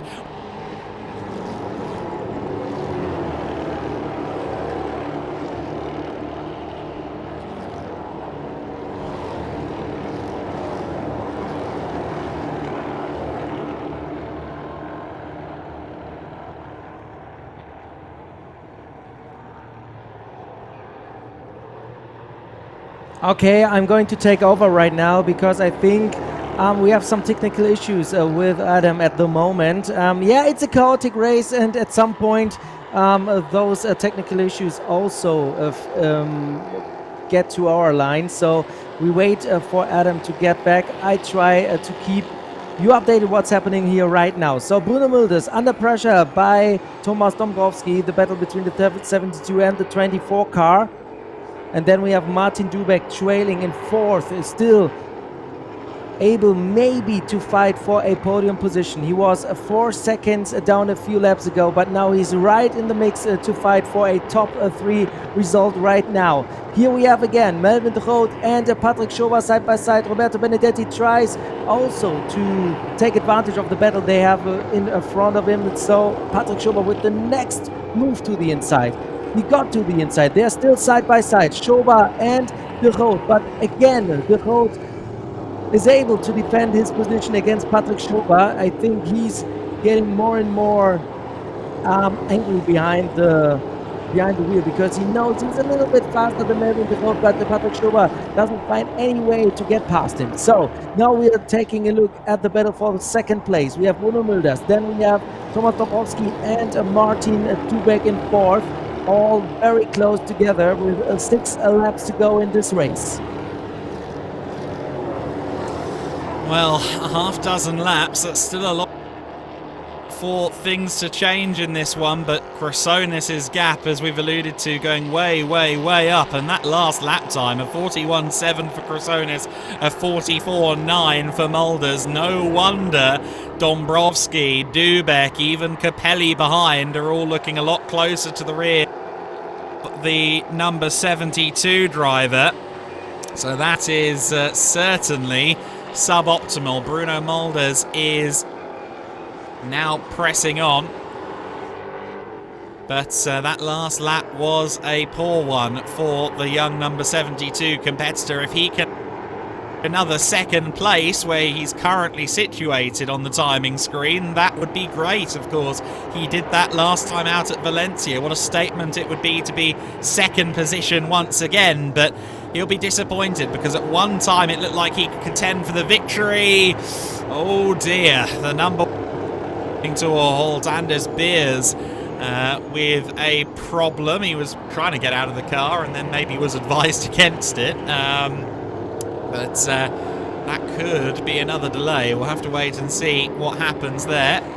Some wounded cars further back in the field. That's Gambarotto, 11. He's just got past Valerio Marzi, who's leading a club motorsport formation flying situation there.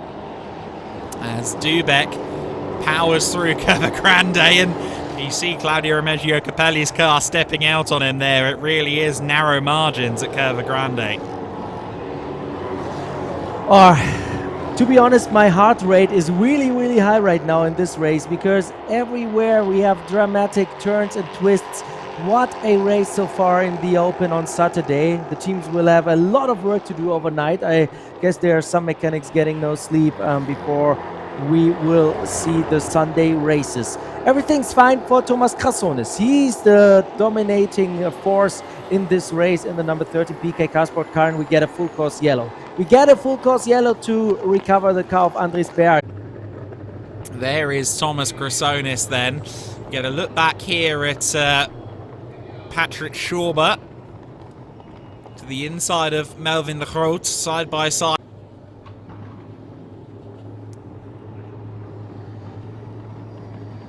But they have largely stayed clean in that scrap, which is absolutely wonderful to see.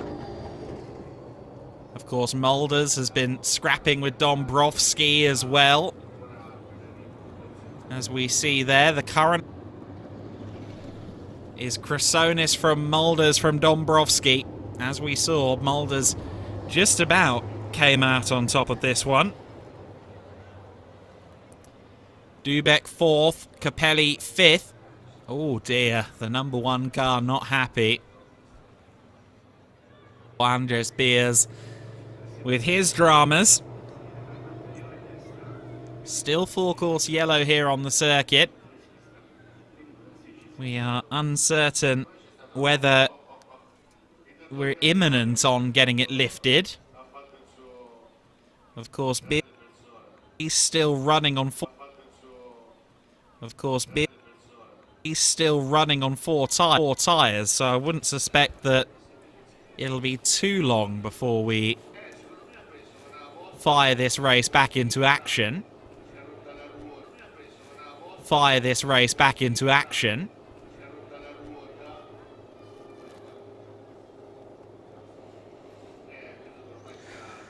I need to catch my breath as well a little bit, Adam, right now, because wow, what an eventful race. It's going to be tough to sum that up. Of course, Reza, me, myself, and Gianluca, we will sit down after the race and try to somehow create a race report out of it. It's also part of our job, of course, to find the right words for this race. But to be honest, at the moment, I just can't think of one word, and that is chaotic.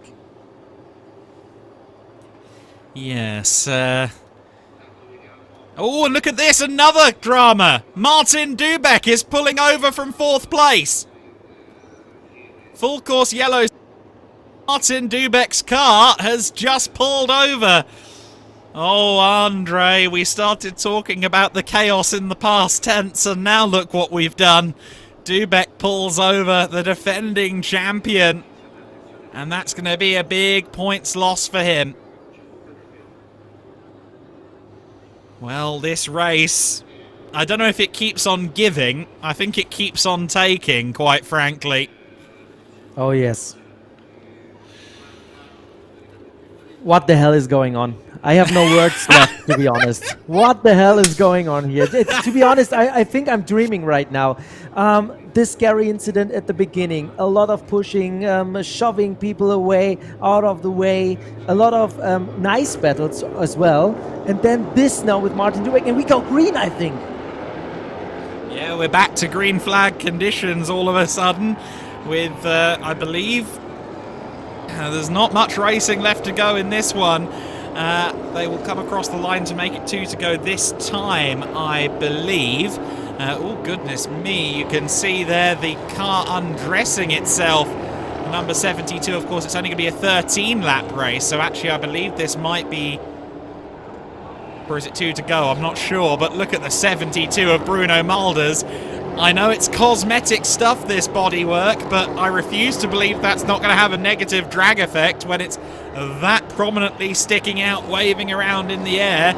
And even if it doesn't have an effect on the drag, Bruno Mulders is a young, experienced driver, someone who hasn't seen it all before, and he's going to be thinking, what on earth is going on? Is the car coming apart at the seams?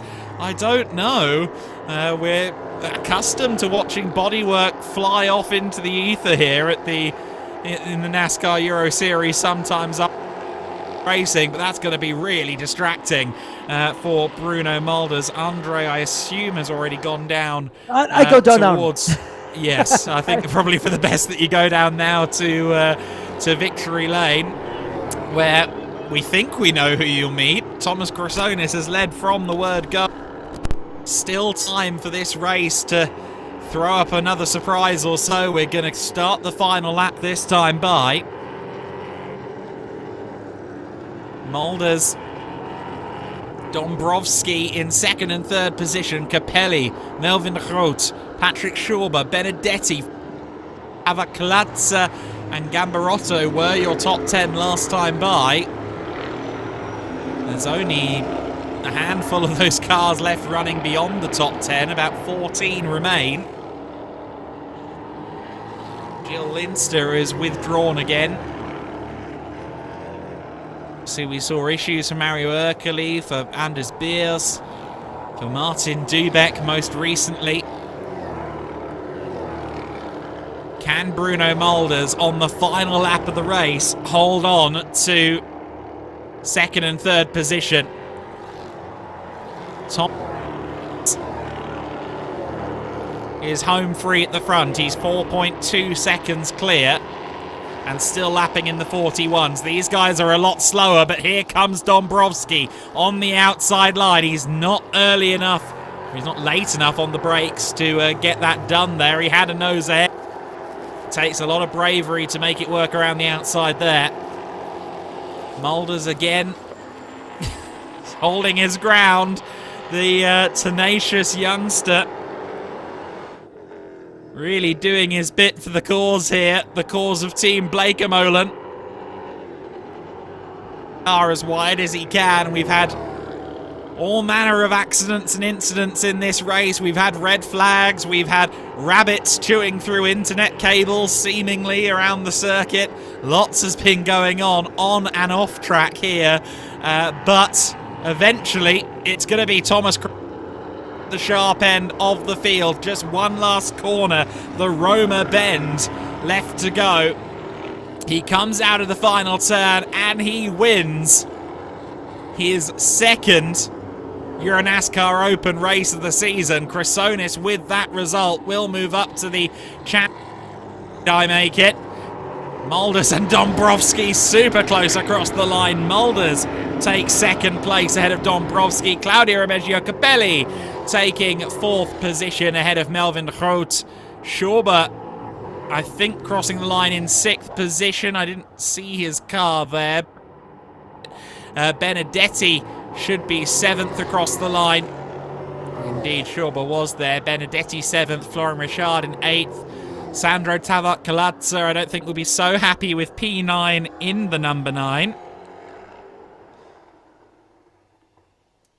And in 10th place, Gambarotto, who might have been hoping for better, given his Illumitech number 11 car, of course, finished on the podium earlier with Gianmarco Ercoli, but that spin in the first lap cost him time and position. That was a sad sight for Martin Dubeck, trackside.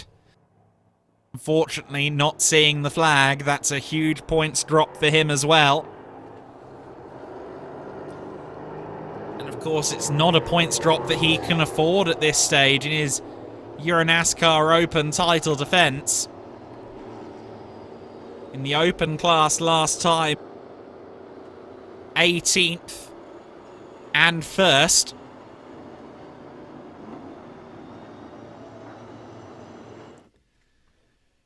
So he finished 18th in the first race of the season, did Martin Dubeck. So at this point, he's already used his one life.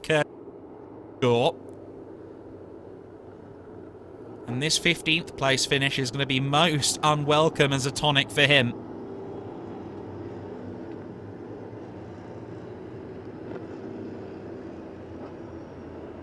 Bruno Mulders taking another second position. He survived that dramatic first lap in the most admirable of circumstances.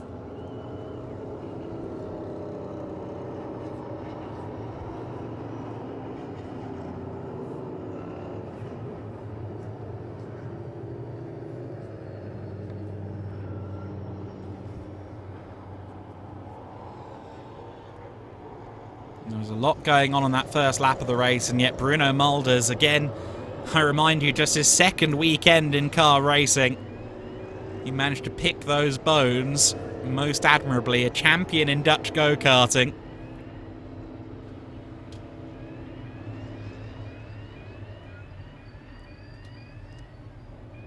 Chrysonis will be celebrating with PK Car Sports. Consider his winning record so far. We've done 6 races this season.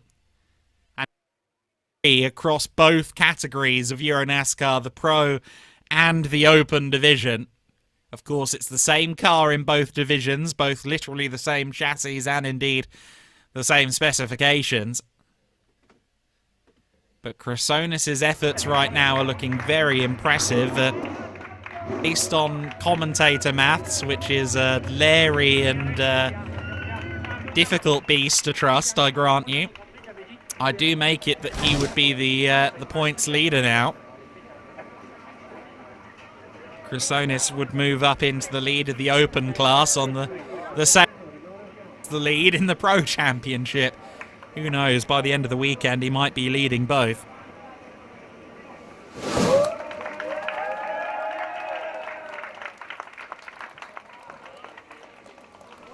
Chrysonis celebrates, arms aloft, and a more familiar feeling for him.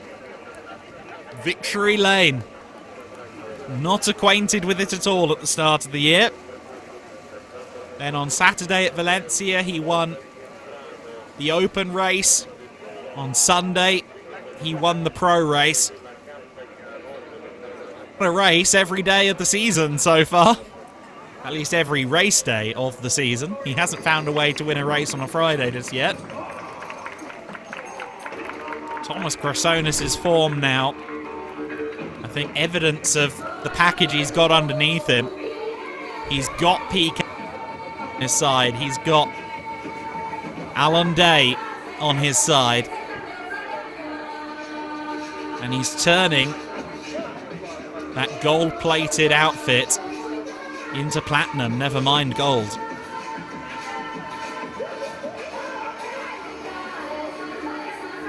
Number 13 PK Car Sport car under Victory Lane here.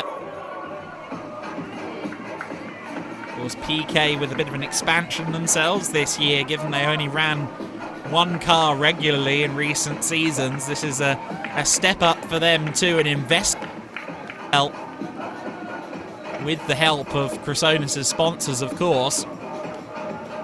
But the Greek racer is really paying everyone back in this early stage of the season. You can see Alan Day there with Chrysonis, with Andre, and lots going on. Andre looking for his opportunity to dive in and converse. He's not on the phone this time, which makes things a little bit easier for Andre down there in Victory Lane. And I think we can, in the next down there, and speak to our race winner, Thomas Chrysonis. Again, I repeat that statistic. He's won a race every day of the season so far, Andre. Thank you so much, Adam. You were talking about Victory Lane. I want to rename it. It's Survival Lane, I think, right now. I have no words left. It was a chaotic race. That's my personal opinion. What about you? Well, I mean, to be fair, completely crazy race. In the beginning, on the opening lap, I looked behind. I had Bruno. I had Toffel. I make a right turn. I look behind, there is nobody there. Suddenly I have a gap 30 seconds. I don't know what is happening. Then they tell me red flag, I see the crash, and you need to tell me if the people involved are okay.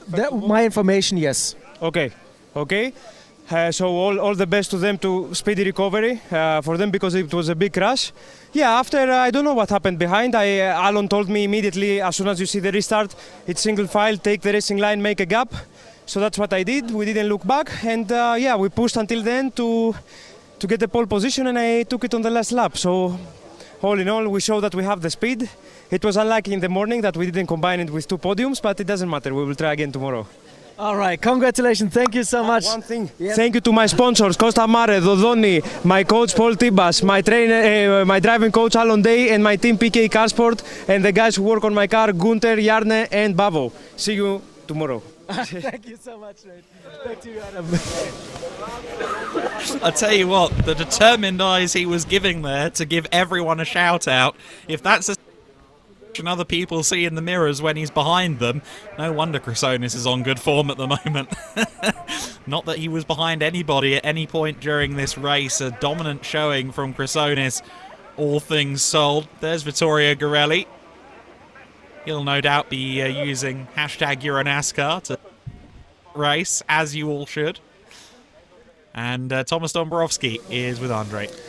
I'm still looking for words what happened today in this race. I have to write a race report with Gianluca and Reza later on. Can you help me, give me some information how you thought this, or what you think this race was like?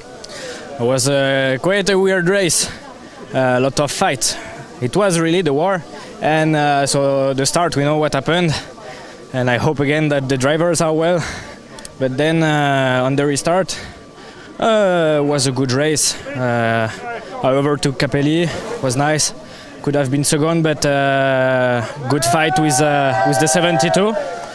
And yeah, happy. It's a good race. We still have a podium. It's point for the team and it's point for me on the championship. And have to improve how I can overtake. It was a good fight. For me, one of the parts of the sub-headline will be the photo finish you had in the end. It was really just a few centimeters, right? Yeah. We can say why I keep fighting, because I'm already third. It's podium. But until it's not first, I keep fighting. So that was the deal. So it was worth it. All right. Thank you so much. Congratulations, Thomas Dombrowski. Back to you, Adam.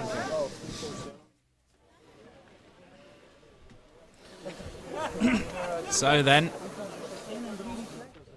the Thomas Dombrowski conversation, I would say, was an optimistic one. He seems fairly happy with in that race. Maybe a tinge disappointed that he couldn't get himself back past Bruno Mulders. Chrysonis and Dombrowski debriefing, of course, worlds apart from how things were in Valencia after they collided in race. That was a very unfortunate day in the PK Carsport office, but today is going a whole lot better, to say the very least. You can see the fans watching on for the podium. All day of getting up close and personal on the pit walk, on the grid walk, and plenty of other opportunities to meet the stars of the NASCAR Euro Series over the weekend beyond that as well. Of course, we get to hear from Bruno Mulders. Bruno in the 72 is someone I'm incredibly impressed with. 2 runners-up spots already in his first 3 races, not just car, but in cars completely. And he's doing so well in, let's face it, a vehicle that is a million miles removed from a kart. And yet he's pulling it off to the perfect degree. He knows. Some gesticulation going on amongst our media crew, and that's because Bruno Mulders is making his way toward victory lane. We'll hear from him in just a few seconds. Then the rookie, who is really ruffling some feathers, isn't he? Oh yes, what a battle, what a race for you. You must be very happy, or? Yeah, I'm very happy. Yeah, it was a hard fight. Yeah, just constantly under pressure. I just really enjoyed the race from P7. Just yeah, really good result in the end. What about the whole race? You saw a lot of stuff already on the big screen during the red flag. Afterwards, there were a lot of battles and also incidents. Did you get information over the radio about that? Yeah, I got some information over the radio as well, not too much. But yeah, obviously a lot of incidents, a lot of crashes this race. It was for me a bit too busy, to be honest. And but I could see some stuff happen on the screen after the race, and in the red flag. So, but after from the last part of the race, I haven't really.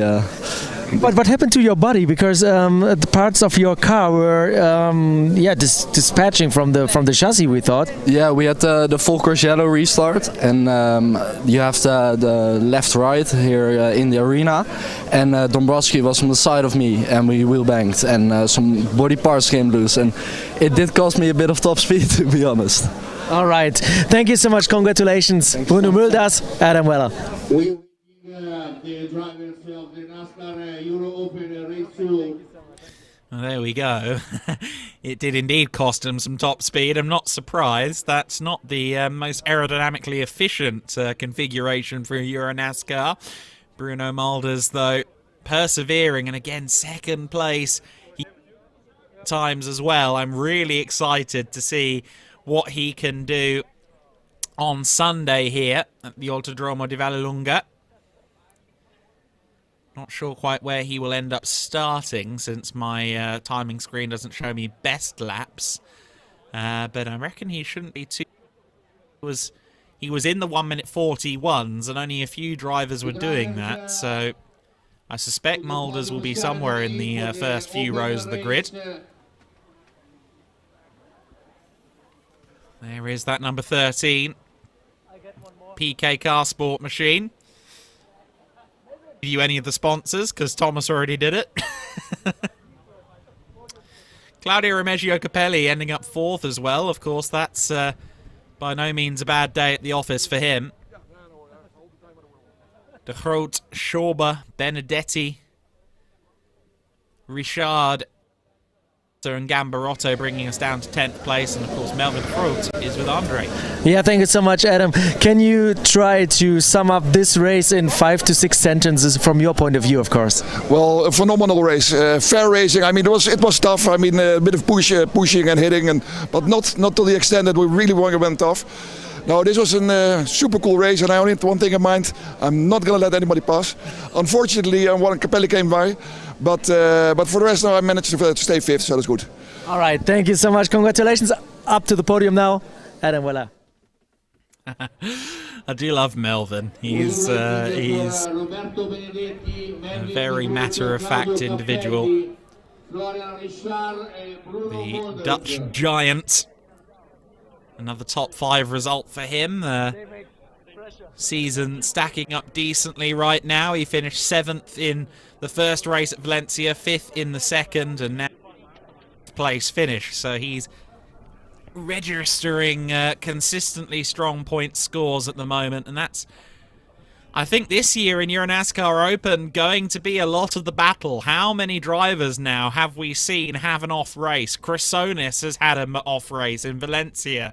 Martin non-finished on 2 occasions. He will score some points and be classified, but still he's finished outside the top 10 on 2 occasions.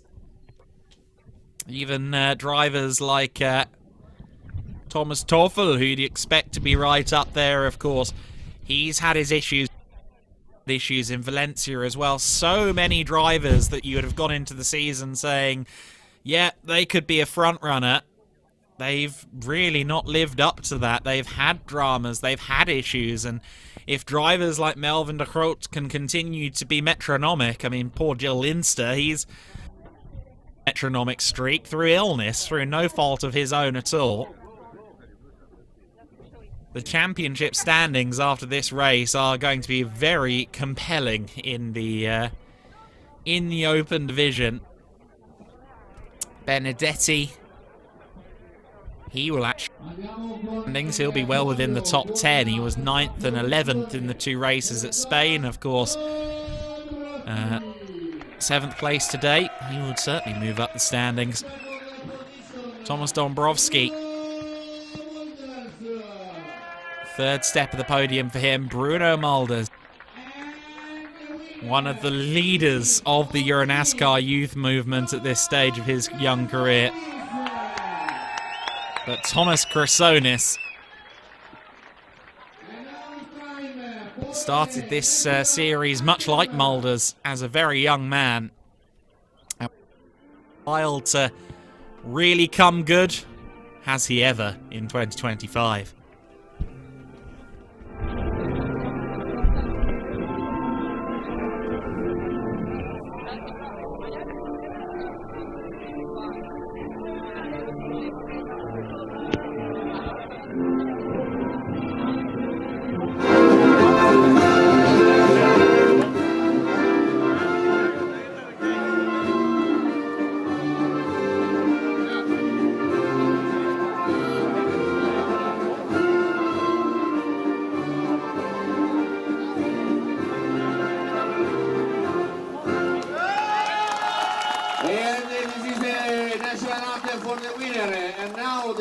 Presented by Francesco Cassioli for Autodromo di Vallelunga. Third position for Thomas Dombrowski. Thomas Dombrowski The second, Bruno takes the third step of the podium. Bruno Mulders to the second step. But Thomas Grasonis receives the big trophy. Top 5 overall in the pro race earlier. A win in Open. Again, continues that very impressive streak of winning a race every race day of the season so far for Thomas Grasonis. He's the only man who can claim to be doing that so far. And now it's time for the reverse.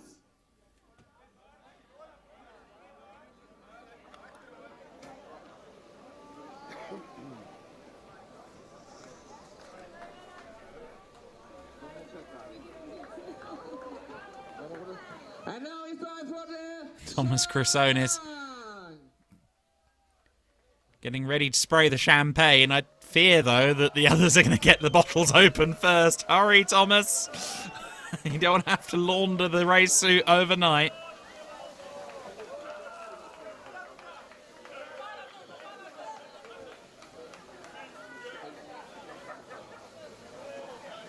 Lots of celebrations here, as always. But for Thomas Grasonis, who will jump into the points lead here, it's a really exciting. Legend. And now it's time for a Legend Trophy. NASCAR Open drivers over 40 years old. Third position. So then next up, the Legend Trophy for over 40. Third position. Claudio Remeggio Capelli is the winner in that class. But the first to be welcomed onto the podium will be Roberto Benedetti. Again, 7th place for him. Good outing.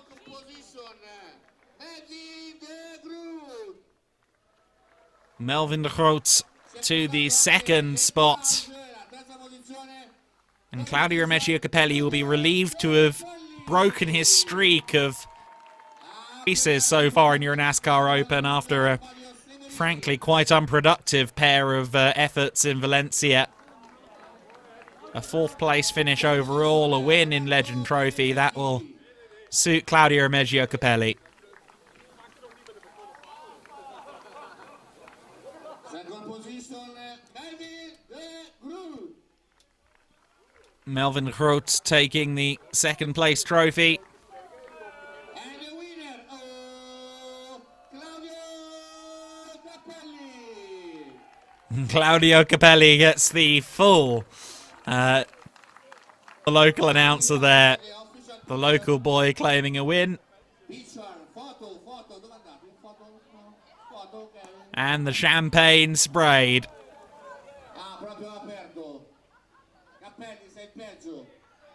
Claudio Remeggio Capelli throwing his hat into the...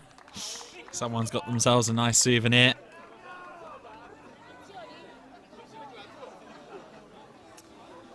Hearing that the number 77 chassis That being the one that Happinessa had her crash in earlier.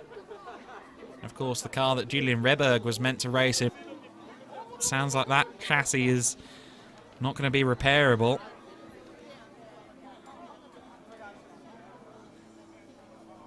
For this weekend at least, so we might not see the 77 promotion car again this weekend. Certainly there's going to be a lot to come here following this race in Vallelunga. Keep an eye again on the Euro NASCAR social platforms for all the latest on this as we pick the bones. Florian Richard and Thomas Dombrowski up on the podium for the Masters Trophy. But Bruno Mulder's the man on top in that classification.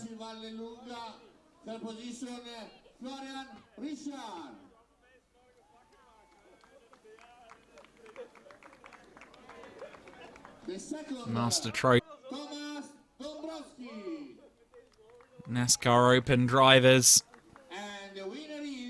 Allegedly in their first season, but that's not quite true. It's Category C drivers. Of course, we've had both Florian Richard and Thomas Dombrowski in the series previously as a true rookie. And isn't he doing an incredible job? Typically, we would have a presentation for the Lady Trophy as well, but unfortunately, of course, both Happinessa and Ariana Casoli ended up not being classified in that race, not taking. So that is our final presentation for this evening. And I believe we've cobbled together some, read a lot, of highlight clips from that race.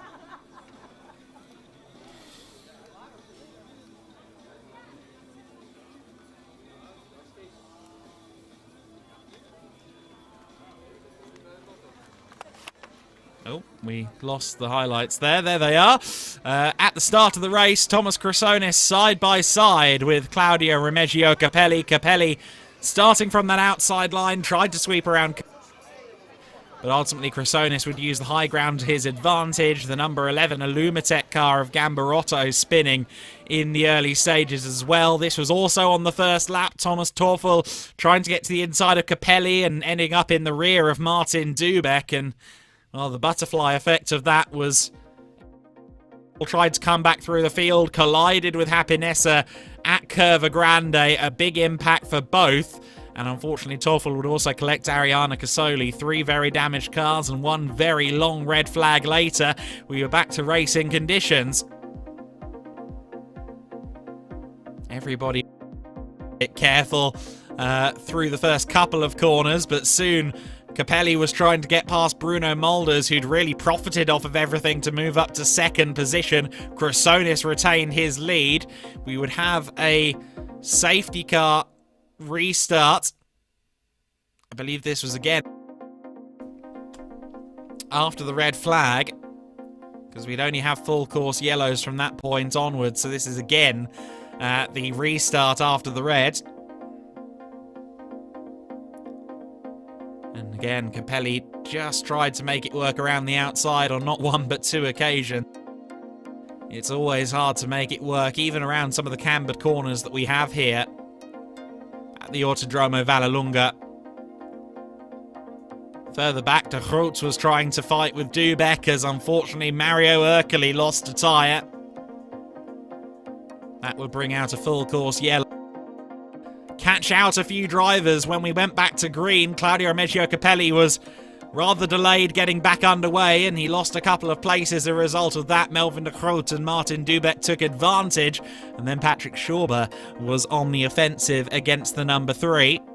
Side-by-side action, meanwhile. Further back in the field, that was the 22 car of Faronio in battles.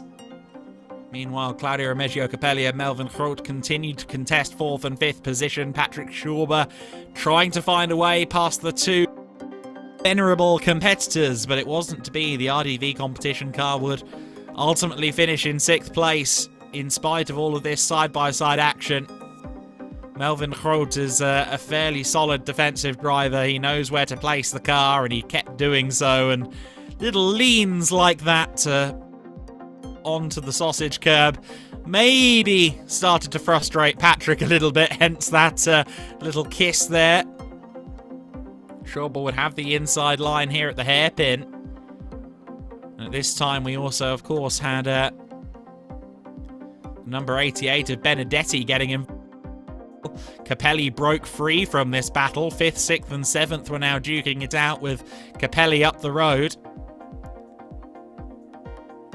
Nothing that Benedetti could do, but unfortunately nothing that Patrick Schauber could do either.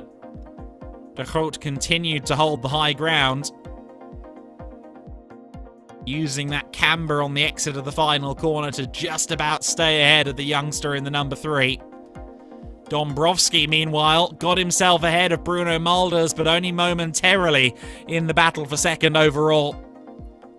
Mulders really was putting on a show. He's holding off Dombrowski. For a while it looked like Mulders could match Chrysonis on pace, but towards the end of the race that seemed less true.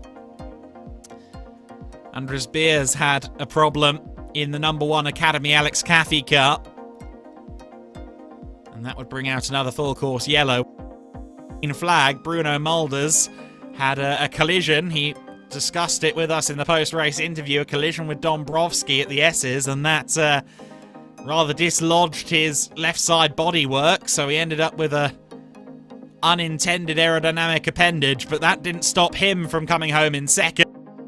Nothing could stop Thomas Chrysonis from claiming the race victory. A second win of the season within the Open division for him. A championship lead as well for Chrysonis, and Mulders just about held on up against Dombrowski. Further back in the order, Florian Richard was doing his bit to race ahead of Tavat Kalatsa. But jubilant scenes again for the Greek driver Thomas Chrysonis. 3 victories across both Euro NASCAR divisions in 3 days of racing so far in the 2025 season. About as good as it gets for Chrysonis. He will be going into Sunday a fairly happy man, and I'm sure he'll sleep well tonight after all the dramas of those races. We have 2 more races left to go though this weekend. At 10:25 a.m. European summertime, we will be racing with the Euro NASCAR Open division. Then at 2:25 p.m, the pros will be out on the circuit for their race. 2 races to look forward to on Sunday here in the NASCAR Euro Series. We look forward to bringing you that action for more on Sunday.